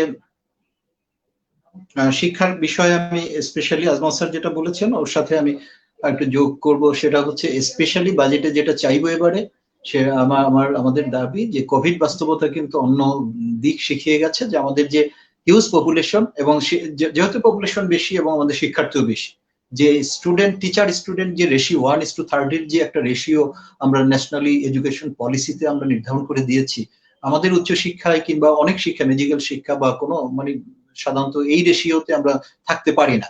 তো সেই ক্ষেত্রে প্লাস অন্য বাস্তবতার কারণে কিন্তু এবারের বাজেটে বাজেটের গতানুগতিক ভাবে সবাই তো যেটা বলে যে জিডিপির এত পার্সেন্ট এবং বাজেটের এত পার্সেন্ট শিক্ষা বিনিয়োগ করতে হবে বা স্বাস্থ্যে বিনিয়োগ করতে হবে। স্পেশালি যে বিষয়টি বলতে চাই সেটা ইন জেনারেল যে কথাটা, তার সাথে যে বলতে চাই অনলাইন এডুকেশন প্ল্যাটফর্মের জন্য এবারেই কিন্তু বরাদ্দ রাখতে হবে এবং প্রতিটি প্রতিষ্ঠানকে ডিজিটাল লাইব্রেরি করার জন্য তাগিদ দিতে হবে এবং প্রবিধান করতে হবে। এবং আমাদের ক্লাসগুলো একটা ডিজিটাল ক্লাসরুমই থাকবে, অনলাইন ক্লাসরুম থাকবে, আমাদের লেকচারগুলো সেখানে থাকবে সিলেবাস ওয়ারি। এবং এই ক্ষেত্রে যে ডিভাইসগুলো লাগবে এগুলো শিক্ষা প্রতিষ্ঠানকে দিয়ে দেয়া, যে বেঞ্চ দেয়া, শিক্ষা প্রতিষ্ঠানের বেঞ্চ কেনা, শিক্ষা উপকরণের মধ্যে এবারে বলেই দেয়া যে কম্পিউটার, ক্যামেরা এবং অন্যান্য যে ডিভাইস, প্রিন্টার, এই ডিভাইসগুলো, পেপারলেস প্রিন্ট ডিভাইসগুলো এর জন্য বরাদ্দ রাখা। প্লাস হলো ইন্টারনেট কানেক্টিভিটি ইনশিওর করা। প্রতিটা শিক্ষা প্রতিষ্ঠানকে, আমরা প্রান্তিক পর্যায়ের শিক্ষার সাথে জড়িত বলেই আমরা এটা জানি যে প্রযুক্তির কারণে কিন্তু প্রযুক্তি ব্যবহার, আবার অনেক জায়গায় প্রযুক্তি আছে বিদ্যুৎ নেই, অনেক জায়গায় বিদ্যুৎ আছে প্রযুক্তি আছে, ট্রেনিং প্রাপ্ত শিক্ষা কর্মী নেই বা শিক্ষক নেই। তো সুতরাং এই যে বিদ্যুৎ মানে ডিভাইস গুলো সাথে সাথে ইন্টারনেট কানেক্টিভিটি, এগুলোকে ইনশিওর করে এবারের বাজেটে উল্লেখযোগ্যভাবে দুটো বিষয়, অনলাইন মেডিকেল ট্রিটমেন্ট ফেসিলিটিস এবং অনলাইন এডুকেশন। অনলাইন মেডিকেল ট্রিটমেন্টের একটা কাঠামো কিন্তু এখন স্ট্রংলি দরকার। এখন মেডিকেল কলেজের, শেরেবাংলা মেডিকেল কলেজের একটা ভিন্ন জায়গায় থাকবে যে সেখানে প্রতিদিন মানুষ কিন্তু অনলাইনে মেডিকেল ট্রিটমেন্ট নিতে চাইবে। আর শিক্ষার ক্ষেত্রেও কিন্তু এরকম এই দুটো প্ল্যাটফর্মের জন্য আমি বরাদ্দ রাখার জন্য সুনির্দিষ্টভাবে দাবি করব। এই কথাটা আর এই ক্ষেত্রে কিন্তু একটি বিষয় স্যার একটু উল্লেখ করে দিব স্যার। এটি হচ্ছে স্যার একটি বিষয় স্যার একটু স্মরণ করে দিতে চাই স্যার, এই যে কোভিড এর সময়টিতে স্যার আমাদের দেশে প্রচলিত শিক্ষা ব্যবস্থার মধ্যে একটি ধারা তৈরি হয়েছে, সেটি হচ্ছে স্যার কিন্ডার গার্ডেন শিক্ষা বা আমরা যদি বলি কেজি স্কুল। এই প্রতিষ্ঠানগুলো বন্ধ হয়ে গিয়েছে, কিংবা এখানকার অনেক শিক্ষক তারা হচ্ছে সরকারি কোনো অনুদান পায় না, তারা এক অর্থে বেকার অবস্থায় পড়ে গিয়েছে, বা তারা যে উদ্যোক্তা রয়েছে, শিক্ষা উদ্যোক্তা অনেক বেসরকারি বিশ্ববিদ্যালয় রয়েছে, অনেক কলেজ রয়েছে যারা এমপিও ভুক্ত নয়, কিংবা শিক্ষা কার্যক্রমে বা জাতির পুনর্গঠনে তারা কাজ করে যাচ্ছে এবং তারা সমাজে খুব ভালো অবদানও রেখে চলেছে, কিন্তু এই মুহূর্তটিতে তারা খুব বেশি একেবারে নাজুক অবস্থায় রয়েছে। তাদের জন্য কোনো বরাদ্দের কথা স্যার আপনি সুপারিশ করবেন কিনা? দুটো জিনিস, মানে হয় কি আলোচনাগুলো মানে অনেক মনে হয় যে আলোচনা ফুরোয় না, সেরকম করে বিষয়গুলো চলে আসে আর কি। আজমত স্যার ঠিক আছে, ইনক্লুসিভ আলোচনা করতে গেলে হ্যাঁ, সেটা আমি প্রথমত বলি যে এই যে কেজি স্কুলকে ঘিরে যে কথাগুলো তৈরি হয়েছে, আরবান এডুকেশনের একটা উল্লেখযোগ্য, ইভেন এখন রুরাল এডুকেশনের মধ্যেও কিন্তু কেজি স্কুল চলে গেছে। সুতরাং এই যে কেজি স্কুল বা এই শিশুদের শেখানোর যে জায়গাটা, এই জায়গাটা একটা স্ট্রাকচার কিন্তু এখন স্বীকৃত হয়ে গেছে অর্থনীতিতে কিংবা শিক্ষায়। তো তারা যখন 2 মাস ব্যাপী সরকারি শিক্ষকরা বেতন পাচ্ছে, বেসরকারি এমপিওভুক্ত শিক্ষকরা বেতন পাচ্ছেন, আবার যারা মানে নন এমপিওভুক্ত শিক্ষকদের কিন্তু অলরেডি কিন্তু তাদের তালিকা, এনআইডি নম্বর এবং বিকাশ নম্বর কিন্তু অলরেডি সরকার নিয়েছেন বেসরকারি নন এমপিওভুক্ত শিক্ষকদের। কিন্তু এই যে যারা এই স্ট্রিমের বাইরে যে কেজি স্কুলের যারা শিক্ষক আছেন, আমার মনে হয় যে ওনারা তো দেশের শিশুদের কি শেখাচ্ছিলেন, দেশের লক্ষ লক্ষ শিশুদের মনোজগৎ নির্মাণের ক্ষেত্রেই কিন্তু ভূমিকা পালন করছেন। তারা তো দেশের স্বার্থে দেশের নাগরিক, ভবিষ্যৎ নাগরিক তৈরি করছেন। তো এই ক্ষেত্রে কিন্তু একটা বাজেটারি সাপোর্ট, এই শিক্ষা এই সাপোর্টটি, এই সাবসিডি যদি দেওয়া হয় বা সাপোর্ট দেওয়া হয়, তাহলে কিন্তু এটা শিক্ষার জন্যই দেওয়া হবে, দেশের ভবিষ্যৎ নাগরিকদের জন্য দেওয়া হবে। আমি স্পেশালি শিশুদের কথা মাথায় রেখে, শিশুদের শিক্ষার কথা মাথায় রেখে এবং ভবিষ্যৎ নাগরিকদের কথা মাথায় রেখে বিনীতভাবে সরকারের কাছে আহ্বান জানাচ্ছি অন্তত একটু সাপোর্ট এই কেজি স্কুলের শিক্ষকদের জন্য দেওয়ার জন্য। এটা একটা বিষয়। আর নারী এবং শিশুদের জন্য, শিশুরা খুব মানসিকভাবে এখন বিপর্যস্ত। আমার মনে হয় যে স্বাস্থ্যের যে ডেফিনেশনটা আছে, বারবার স্বাস্থ্য এবং জনস্বাস্থ্য, আগে কমিউনিটি মেডিকেল অফিসার বলতো লোকজনে, আমি এই ডেজিগনেশনটা অতটা বুঝতাম না যে কমিউনিটি মেডিকেল অফিসার এর আবার কাজ কি। মেডিকেল অফিসার কাজ করে ডাক্তার দেখে, মানে চিকিৎসাপত্র দেয় এবং আমরা ওষুধ কিনে নিই, কিন্তু এই যে জনস্বাস্থ্য, পাবলিক হেলথ বা কমিউনিটি, এই কথাটি কিন্তু কোভিড এসে আমাদেরকে বুঝিয়ে দিয়ে গেছে। কোভিড-19 এসে আমাদেরকে বুঝিয়ে গেছে যে জনস্বাস্থ্য কতটা গুরুত্বপূর্ণ, এপিডেমিক, এন্ডেমিক এগুলো কি বিষয়, এপিসেন্টার এই বিষয়গুলো। কালকে বললাম যে এই যে এপিডেমিকটা যখন ওই যে ইয়েটা লোকালে থাকে, যখন সে পাসপোর্ট পেয়ে যায়, ট্রাভেল করতে শুরু করে, তখন সে মহামারী বা অতিমারী হয়ে যায়। যে চীনের উহান প্রদেশে ছিল এটা তখন একটা ডিজিজ, যখন সে পাসপোর্ট পেয়ে গেল, ট্রাভেল করতে শুরু করলো, তখন সে কিন্তু এই নামগুলো পেয়ে গেছে, মহামারী বা অতিমারী এই নামগুলো। তো যাই হোক, এটা কিন্তু আমাদেরকে চোখে দিয়ে গেছে যে আমাদের শিক্ষা এবং স্বাস্থ্যে কিন্তু আমাদের নতুন করে ভাবতে হবে। এবং শিশুদের স্বাস্থ্যের যে ডেফিনেশনের মধ্যে কিন্তু মানসিক স্বাস্থ্য কিন্তু একটা উল্লেখযোগ্য জায়গা আছে। আজকে শিশুরা কিন্তু হ্যাম্পার্ড, সংস্কৃতি চর্চার ক্ষেত্রে বলি, ক্রীড়ার ক্ষেত্রে বলি, শিশুরা কিন্তু এখন ঘরবদ্ধ হয়ে গেছে। তো এই শিশুদের ক্ষেত্রে এবং নারীদের ক্ষেত্রে কিন্তু আমাদের নতুন করে একটা সাপোর্টারি বাজেটারি সাপোর্ট থাকতে পারে, এটা একটা। আর গর্ভবতী মায়েদের ক্ষেত্রে প্রতি ঘন্টায় 400 জন জন্মগ্রহণ করছে, এই সময়ে তারা কিভাবে আছে এ নিয়ে সরকারও অলরেডি পলিসি নিয়েছেন। তাদের বিষয়ে কিন্তু এই যে বিশেষ করে যে লোকালয়ের যে যারা ওই যে ডেলিভারি ছাড়া যে ম্যানুয়ালি যে বার্থ হয়ে থাকে, এদেরকে আরো রুরাল ভিত্তিতে এবং লোকাল স্থানীয় ভিত্তিতে কিন্তু আরো প্রশিক্ষণের মাধ্যমে কিন্তু এটাকে জেনারেট করার জন্য উৎসাহ প্রদান করতে হবে। সরকারের প্রণোদনা আছে ও কমিউনিটি ক্লিনিকের মাধ্যমে সরকারের উদ্যোগও আছে। শুভ, এই তো কথাবার্তা। একেবারে শেষ স্যার, না শেষ, স্যার একটা এরিয়া কিন্তু রয়ে গেছে আজমল স্যারের বোধহয় পছন্দের এরিয়া, যে বাজেটারি প্রক্রিয়াটা কি টপ ডাউন হবে না ট্রিকে বটম আপ হবে, কোনটা? এবং এই যে জেলা বাজেটের যে প্রক্রিয়াটা স্থানীয় সেইটা দিয়ে তুমি শেষ করো। এবং বরিশালকে কিভাবে তুমি দেখতে চাও এইটা একটু অ্যাড্রেস করে শেষ করে দাও। হ্যাঁ স্যার, আমি সেই জায়গাটাতেই রয়েছে স্যার। আমরা ছোটবেলা থেকে স্যার আপনাদের কাছে একেবারে স্পেসিফিক ভাবে স্যার শুনতে চাচ্ছি। আমরা একেবারে প্রচলিত কথায় ধান, নদী, খাল, এই তিনে বরিশাল। এবং হচ্ছে স্যার বরিশালের ধান একসময় খুব বিখ্যাত ছিল এবং বরিশালের বালাম চালের একটি আবহ তৈরি ছিল সারা বিশ্ব জুড়ে। এবং তারই পরিক্রমায় আমরা হচ্ছে যেটি দেখতে পাই যে ইলিশের বাজার বা মৎস্য অবতরণ কেন্দ্রের একটা ব্যাপক অবস্থান রয়েছে আমাদের এই বরিশালে। এবং যেটি আমরা বলি যে সরকার তার এটুআই প্রজেক্টের মাধ্যমে জেলা ব্র্যান্ডিং এর একটি কথা বলেছিল। সেখানে আমরা দেখেছি যে বরিশালের পেয়ারা এবং বরিশালের আমড়া এগুলোকে নিয়ে এবং হচ্ছে বরিশালের শস্য ফসল এগুলোকে স্যার ব্র্যান্ডিং করা বা এগুলোকে সংরক্ষণ করা বা প্রক্রিয়াজাত করা, এর জন্য স্যার আলাদা কোনো বাজেট স্যার চান কিনা? এবং সর্বোপরি বরিশালের উন্নয়নের জন্য একেবারে দক্ষিণের অবকাঠামোগত উন্নয়ন এবং দক্ষিণের যে শ্রম বাজারকে ইনক্রিজ করা, সম্পদকে সংরক্ষণ করা, ই কমার্স বা একটি আলাদা ইকোনমিক জোন তৈরি করা যায় কিনা, যেটি স্যার একটি প্রক্রিয়া ছিল আমাদের আগৈলঝাড়াতে। এবং সেই জায়গা বা ইপিজেড তৈরি করা, এই ধরনের কোনো বিষয়ের জন্য স্যার আপনার বাজেট আলাদা কোনো বরাদ্দ বা আলাদা কোনো স্যার আপনাদের সুপারিশ রাখবেন কিনা, আমি প্রথমে শ্রোতেও আজমল স্যারের কাছে জানতে চাচ্ছিলাম। ধন্যবাদ শুভ। এইটা তো আমাদের আগের দিনের আলোচনায় ছিল যে আমাদের বরিশাল বা আঞ্চলিক বাজেট, আঞ্চলিক ক্ষেত্রে বা বিশেষত বরিশালকে আমি মাথায় রাখলে পরে বাজেটের ক্ষেত্রে আমি কি কথা বলবো অথবা কিরকম বরাদ্দ চাইবো, কোথায় চাইবো। তো এইটা গত আলোচনায় আমাদের আক্তার স্যার খুব সুন্দরভাবে আমাদের সংবিধানকে উদ্ধৃতি দিয়ে যে উল্লেখ করেছিলেন যে আমাদের উন্নয়নটা হওয়া উচিত হচ্ছে সুসমন্বিত বা ব্যালেন্সড উন্নয়ন আর কি। সমস্ত অঞ্চলে এক অঞ্চলকে উন্নয়নের পাহাড় গড়ে তুলে আর একটা অঞ্চলকে পিছনে ফেলে রাখা, এটা যথাযথ নয়। তো এখন বরিশাল উন্নয়নের দিক থেকে পিছিয়ে আছে, অনেক ক্ষেত্রে পিছিয়ে আছে, কিন্তু বর্তমান সরকার অনেক জায়গায় বরিশালকে গুরুত্ব দিয়েছেন।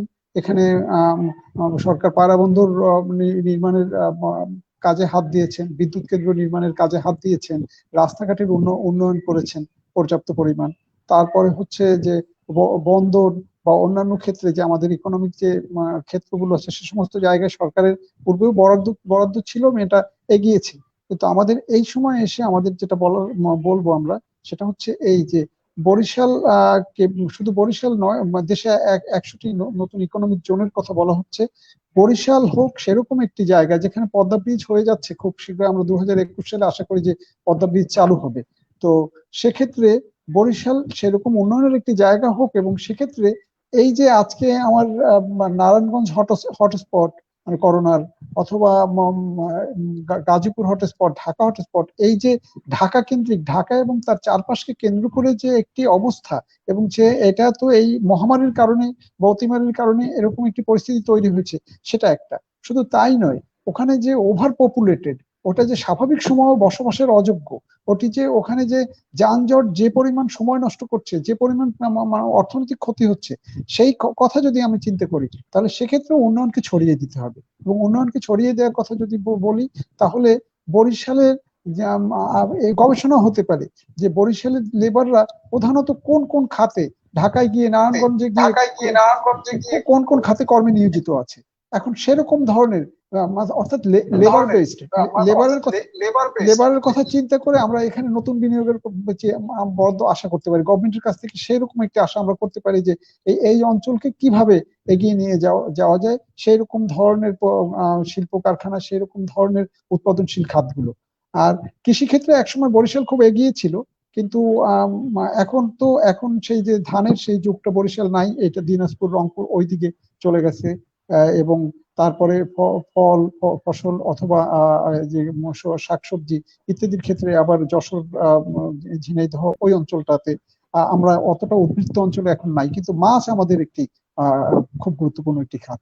তো সেক্ষেত্রে বলা যেতে পারে যে মাছ সংরক্ষণের ব্যবস্থা, তারপর হচ্ছে দ্রুত বাজারজাতকরণের ব্যবস্থা।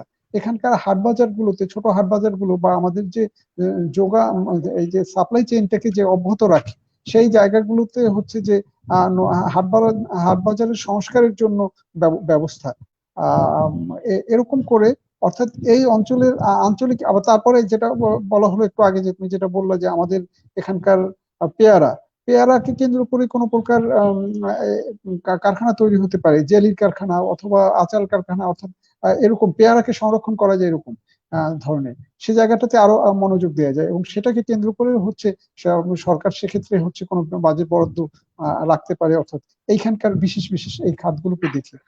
আমি স্যার একদম শেষ শেষ অংশে চলে যাচ্ছি স্যার, একটু আখতারুজ্জামান খান স্যারের কাছে যাবো স্যার। হ্যাঁ, ধন্যবাদ। বাজেট নিয়ে কথা ফুরোবে না, জীবনকে ঘিরেই তো বাজেট, সুতরাং আলোচনা শেষ টানতেই হবে, সময় আমাদেরকে সেই জায়গায় নিয়ে এসছে। যে কথা বলবো যে বাংলাদেশ বরিশাল এই বিভাগটা হলো 13,225 স্কয়ার কিলোমিটার জায়গা, মোট ভূখণ্ডের 9% জায়গা হলো বরিশাল বিভাগ। আর বরিশালে প্রায় 1 কোটি জনগোষ্ঠী, তাতে আমরা 7% কিংবা 8% জনগোষ্ঠী বরিশালে। তাহলে এই জায়গাটুকু, এই পপুলেশনকে নিয়ে আমরা যে স্বপ্নটা দেখি, সে স্বপ্নটার আমার প্রথমেই আমি বলবো যে একদিকে আমি বলি যে উত্তর দিকে পদ্মা ব্রিজ, দক্ষিণে পায়রা বন্দর এবং কুয়াকাটা সিপোর্ট, সি বিচ, আর পূর্ব দিকে ভোলার গ্যাস, তাইলে এবং পশ্চিমে মংলা পোর্ট, এবং সেখানে বেকুটিয়া ফেরি হয়ে যাচ্ছে, ব্রিজ হয়ে যাচ্ছে। তাহলে একদিকে চারিদিকে উৎপাদনের যে ব্যাকওয়ার্ড লিঙ্কেজ গুলো, কমিউনিকেশন ইনফ্রাস্ট্রাকচার, চারিদিক থেকে কিন্তু এখন বরিশাল একটা সম্ভাবনার জায়গা। এবং সেই সম্ভাবনা গ্যাস, পোর্ট এবং ইলেকট্রিসিটি, এবং কুয়াকাটা কিন্তু 1320 মেগাওয়াট ওই যে পায়রা পোর্টের নিকটেই কিন্তু সেখানে তাপবিদ্যুৎ কেন্দ্র আছে। আর ওদিকে gas, electricity, port, sea beach, এবং পশ্চিমে মংলা পোর্ট, এবং সেখানে আরেকটি পোর্ট, এবং সেখানে এবং শিল্পাঞ্চল, খুলনার শিল্পাঞ্চল, এর মাঝে বরিশাল। ট্রিমেন্ডাস বিনিয়োগের জন্য এত উর্বর ক্ষেত্র এবং এত উৎপাদনশীল ক্ষেত্র। আমি খুব চমকিত হই যে কেন এখানে বিনিয়োগ আসে না। বিনিয়োগ করার জন্য উপযুক্ত ক্ষেত্র এটা। এই কারণে আমি দীর্ঘদিন যাবত এই কথাটি বলে এসেছি। আমি বিভিন্ন পর্যায়ে বলেছি, সরকারের উচ্চ পর্যায়ে বিনিয়োগ বোর্ডকে বলেছি, মাননীয় মন্ত্রী মহোদয়কে বলেছি, একই মঞ্চে বসে আমি বলেছি যে আমরা বরিশালে স্পেশাল ইকোনমিক জোন চাই। কেন বরিশালে এই বাজেটই চাই, আমরা ঘোষণা চাই। দুটো হয়েছিল কিন্তু একটিও কাজ হয়নি, একটি ভোলাতে আর একটি হলো আগলঝড়াতে, বাকালে। তো সেটার দুটো ফাংশনিং পর্যায়ে ঘোষণা হয়েছিল, জরিপ হয়েছে, কিন্তু ফাংশনিং এ যায়নি। আমি দাবি জানাচ্ছি যে এই বাজেটই যেন স্পেশাল ইকোনমিক জোনের এই বাস্তবায়নটা হয়। এইটা। আর মানে আরেকটি বলা হলো যে কৃষি, আমাদের সম্ভাবনা মৎস্য প্রক্রিয়াকরণ শিল্প, কৃষি প্রক্রিয়াকরণ শিল্প, আমাদের ঔষধ শিল্প অপশনিন, আমাদের এমইপি আছে, আমাদের যে লঞ্চ জাহাজ শিল্প, জাহাজ নির্মাণ শিল্প, এগুলো অত্যন্ত প্রমিজিং। এই শিল্পগুলোকে, এবং পদ্মার এপারে এই যে একটা কি শুজ আছে বিসিকে, ওরা এক্সপোর্ট, ফরচুন শুজ, ওরা একেবারে 100% এক্সপোর্ট ওরিয়েন্টেড একটা ইন্ডাস্ট্রি। তো সুতরাং সম্ভাবনার অনেক জায়গা আছে, এগুলোকে কিন্তু ব্যবহার করে আমরা বরিশালের জন্য, নদী ভাঙনের জন্য আমরা বরাদ্দ চাইবো, স্পেশাল ইকোনমিক জোনের জন্য আমরা বরাদ্দ চাইবো, আমরা হিমাগার সংরক্ষণাগার এগুলোর জন্য বরাদ্দ চাইবো। এবং আরো একটি কথা, যে বিদেশি অতিথিরা যখন আসেন, রাষ্ট্রদূতরা যখন আসেন, অ্যাম্বাসেডররা যখন আসেন, একটা শিপে করে কিন্তু 8 ঘর কুড়িয়ানা ওনারা ঘুরে যান, এবং এশিয়ার মধ্যে অন্যতম শ্রেষ্ঠ ফ্লোটিং মার্কেটকে বলা হয় ওখানে। তো সুতরাং এইটাকে আমি নিজেও ঘুরে এসেছি। আমি এটা দাবি জানাবো, যে কথা আজমত স্যার বললেন যে সংরক্ষণাগার, জ্যাম, জেলি, পেয়ারা এবং আমরার জ্যাম, জেলি, আচার এগুলো ইন্ডাস্ট্রি করা যায়, এইটাকে বাংলাদেশে এই প্রথম, একমাত্র প্রাণ গ্রুপ নাটোর এবং রাজশাহীর পরিবর্তন করে দিয়ে গেছে। বাংলাদেশ বরিশালকে, এইটাকে 8 ঘর কুড়িয়ানাটাকে ঘিরে, ঝালকাঠি এবং বানারীপাড়া স্বরূপকাঠির একটা অঞ্চলকে ঘিরে আমি দাবি জানাবো যে মৎস্য কৃষি প্রক্রিয়াকরণ এলাকা বলে না, যে এটাকে কৃষি প্রক্রিয়াকরণ একটা অঞ্চল হিসেবে বা কৃষি প্রক্রিয়াকরণ অঞ্চল হিসেবে ঘোষণা করে এখানে একদিকে মৎস্য করা যাবে, অন্যদিকে ওই কৃষি শিল্পগুলোও করা যাবে, এগুলো করার আহ্বান জানাবো। আর একটি সর্বশেষ কথা, যে বাজেটটি আমি সবসময় তাত্ত্বিক ভাবেই বলি যে বাজেটটি হওয়া উচিত নিচ থেকে উপরে। আমার জনগণের তৃণমূল পর্যায়ের কথার প্রতিফলন থাকবে বাজেটে, স্থানীয় পর্যায় থেকে বাজেটটি তৈরি হবে, গ্রাম পরিষদ বলি, ইউনিয়ন পরিষদ বলি, জেলা পরিষদ বলি, জেলা পর্যায় থেকে ক্রমান্বয়ে বাজেটটির পিরামিড হবে নিচ থেকে উপরে, এবং তাতে জনগণের কথার প্রতিফলন হবে। এই দাবিটি আমি করছি। এবং এ পর্যায়ে সরকারের উদ্যোগও ছিল অত্যন্ত চমৎকার। জেলা বাজেটের 13-14 অর্থ বছরে জেলা বাজেটের কথা এসছে, এবং 14-15 অর্থ বছরে আপনারা জানেন, আমরা জানি যে সারা দেশব্যাপী পাইলটিং হিসেবে 7টা বিভাগীয় জেলায় এখানে জেলা বাজেট ঘোষণা করেছিল। কিন্তু সেখানের কিছু সীমাবদ্ধতা ছিল, এই যে সেটা ছিল একটা জেলা ভিত্তিক বরাদ্দ কত সেইটার একটা উপস্থাপনা। কিন্তু বাজেট বললে তো আমরা শুধু বরাদ্দের উপস্থাপনা, কোন খাতে শিক্ষায়, স্বাস্থ্যে, নদী ভাঙনে কত পেলাম সেটা না। বাজেট হবে যে এই বরিশাল থেকে আবার আয়ও কত হলো আমরা সেটাও দেখতে চাই, আমাদের আয়ের সক্ষমতার জায়গা, অর্থাৎ আয় এবং ব্যয়ের সক্ষমতা। তো আমরা বলি যে সেই কারণে কি লাগবে, লিগ্যাল ফ্রেমওয়ার্কের সংশোধন লাগবে। তো আমি চাই যে এই স্থানীয় পর্যায়ের, এই স্থানীয় সরকারকে শক্তিশালী করা, স্থানীয় বাজেট মেকানিজমকে আরো স্ট্রং করতে হলে কি লাগবে, সেটা হলো আইনি সংস্কার লাগবে। তো আইনি সংস্কার করে এরকম মানে কেন্দ্রগুলোকে এক কেন্দ্রিক, ঢাকা কেন্দ্রিক উন্নয়ন কেন্দ্র না করে, উন্নয়ন যে কথা আপনি বলছেন যে উন্নয়নের কেন্দ্র এবং অর্থনৈতিক কেন্দ্রগুলো সারা বাংলাদেশে ছড়িয়ে দিয়ে অর্থনীতির শক্তিটাকে, সক্ষমতার জায়গাটাকে, সরকারের যে মানে উন্নত দেশ করার যে বাংলাদেশের যে ঘোষণা আছে, এটা সঠিক পথেই চলছিল, সেই জায়গাটাকে আরো সক্ষম করে এগিয়ে নিয়ে গিয়ে আমাদের সেই স্বপ্নের সোনার বাংলা, মাননীয় প্রধানমন্ত্রী এবং জাতির জনকের যে স্বপ্ন দেখেছিলেন, সেই স্বপ্ন বাস্তবায়ন হবে আশাবাদ ব্যক্ত করছি। কোভিড-19 ফুরিয়ে যাবে, শেষ হয়ে যাবে, কিন্তু আমাদের টিকে থাকতে হবে। আমাদের টিকে থাকার সেই সংস্কৃতি এবং শক্তিটাকে ধারণ করে কিন্তু আমরা এগিয়ে যাব। সেই ক্ষেত্রে সবচেয়ে বড় প্রয়োজন নিজে বেঁচে থাকা, স্বাস্থ্যবিধি মেনে চলা, মাস্ক ব্যবহার করা, স্যানিটাইজার কিংবা সাবান দিয়ে হাত ধোয়া, এবং ফিজিক্যাল ডিস্টেন্সিং রক্ষা করা। আপনি সবাই সতর্ক থাকবো। ধন্যবাদ স্যার আপনাকে। বাজেট নিয়ে আবার কথা হবে বাজেট ঘোষণার পরে। আজমত স্যারকে ধন্যবাদ। স্যার আপনার ধন্যবাদ স্যার। একবারে শেষ পর্যায়ে স্যার একটি কথা জানতে চাইবো স্যার, আপনাদের কাছ থেকে স্যার, দুজনের কাছ থেকে 10 সেকেন্ড 20 সেকেন্ডে স্যার, সেটি হচ্ছে বরিশাল আমরা খুব উদ্বিগ্ন আমাদের স্যার, আমরা বাজেট আলোচনা শেষ করলাম, কিন্তু বরিশালে আমরা খুব উদ্বিগ্ন। আমরা গত কয়েকদিন যাবৎ লক্ষ্য করছি খুবই হট স্পটে পরিণত হচ্ছে বরিশাল, এবং আমাদের আশেপাশে প্রত্যেকটা অলিতে গলিতে এই কোভিড ছড়িয়ে পড়েছে, এবং সেক্ষেত্রে আমাদের যারা শিক্ষার্থী রয়েছে এবং আমাদের সমাজের যারা মানুষ রয়েছে তাদের স্বাস্থ্য সচেতনতা এবং তাদের উদ্দেশ্যে যদি স্যার আপনার 10 সেকেন্ড করে কিছু বলেন। আমি শুরুতে স্যার আমি আজমল স্যারের কাছে চলে যাচ্ছি। কথা তো একেবারেই নতুন কোনো কথা নেই এই প্রসঙ্গে। কথা হচ্ছে আমাদের স্বাস্থ্যবিধি কি, আমাদেরকে গত 3 মাস ধরে আমাদের রেডিও শেখাচ্ছে, টেলিভিশন শেখাচ্ছে, আমাদের ওয়ার্ল্ড হেলথ অর্গানাইজেশন শেখাচ্ছে, আমাদের স্বাস্থ্য অধিদপ্তর শেখাচ্ছে, সেটা আমরা সকলেই জানি। শুধু দরকার হচ্ছে সেটাকে মেনে চলা, কারণ এটাকে এখন আর হালকা করে দেখার কোনো সুযোগ নেই। অতএব আমাদের যারা শিশু কিশোর বয়োজ্যেষ্ঠ মানুষজন এবং আমরা সকলে প্রত্যেককেই হচ্ছে স্বাস্থ্যবিধি মেনে চলতে হবে, এবং সেজন্য আক্তার স্যার এই মাত্র যে কথাগুলো বললেন আমরা সকলেই জানি যে বারবার সাবান দিয়ে বা হাত ধুতে হবে, আমাদের ফিজিক্যাল ডিস্টেন্সিং বজায় রাখতে হবে, এবং আমাদেরকে মনও ভালো রাখতে হবে। আমাদেরকে আমি আমি যে প্রতিদিন সকালবেলা আগে মর্নিং ওয়াক করতাম রাস্তায় সকালবেলা বা পার্কে, এখন ছাদে গিয়ে মর্নিং ওয়াক করছি, কিন্তু আমার সুস্থ থাকতে হবে। সুতরাং সুস্থ থাকার জন্য যা যা করণীয় সেগুলো আমাদেরকে করতে হবে। সকলের জন্য শুভকামনা, সবাই ভালো থাকুক। জি ধন্যবাদ স্যার। আমি একটু আখতারুজ্জামান খান স্যারের কাছে চলে যাচ্ছি। না, কথা স্পষ্ট যে আমি দৃঢ়ভাবে বলতে চাই যে জনগণ আমরা যদি সরকারকে সাপোর্ট না করি তাহলে তো এটা ছড়িয়ে পড়বি।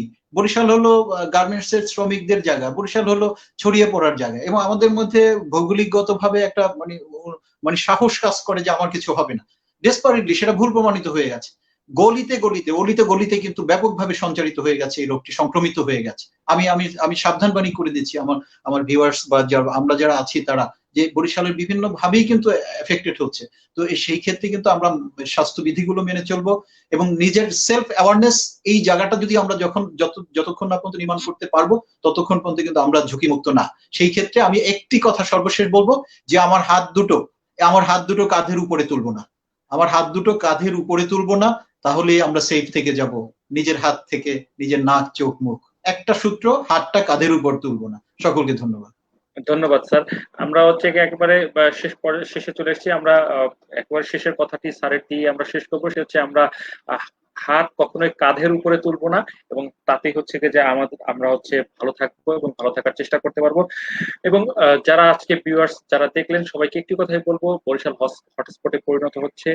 আসুন আপনারা সবাই মিলে সচেতন থাকি, এবং আমাদের সচেতনতাই পারবে কোভিড থেকে আমাদেরকে রক্ষা করতে, আমাদের প্রিয় বরিশালকে রক্ষা করতে। এবং যারা আমাদের এই যে আলোচনায় যারা অংশগ্রহণ করেছেন, আমাদের সেই অভিজ্ঞ দুজন শিক্ষক মন্ডলের কথা এবং সুপারিশ থেকে যদি পজিটিভ কিছু আমাদের পলিসি মেকার এবং যারা এই বাজেট সম্পৃক্ততার মাঝে আছেন তারা যদি কিছু শুনতে চান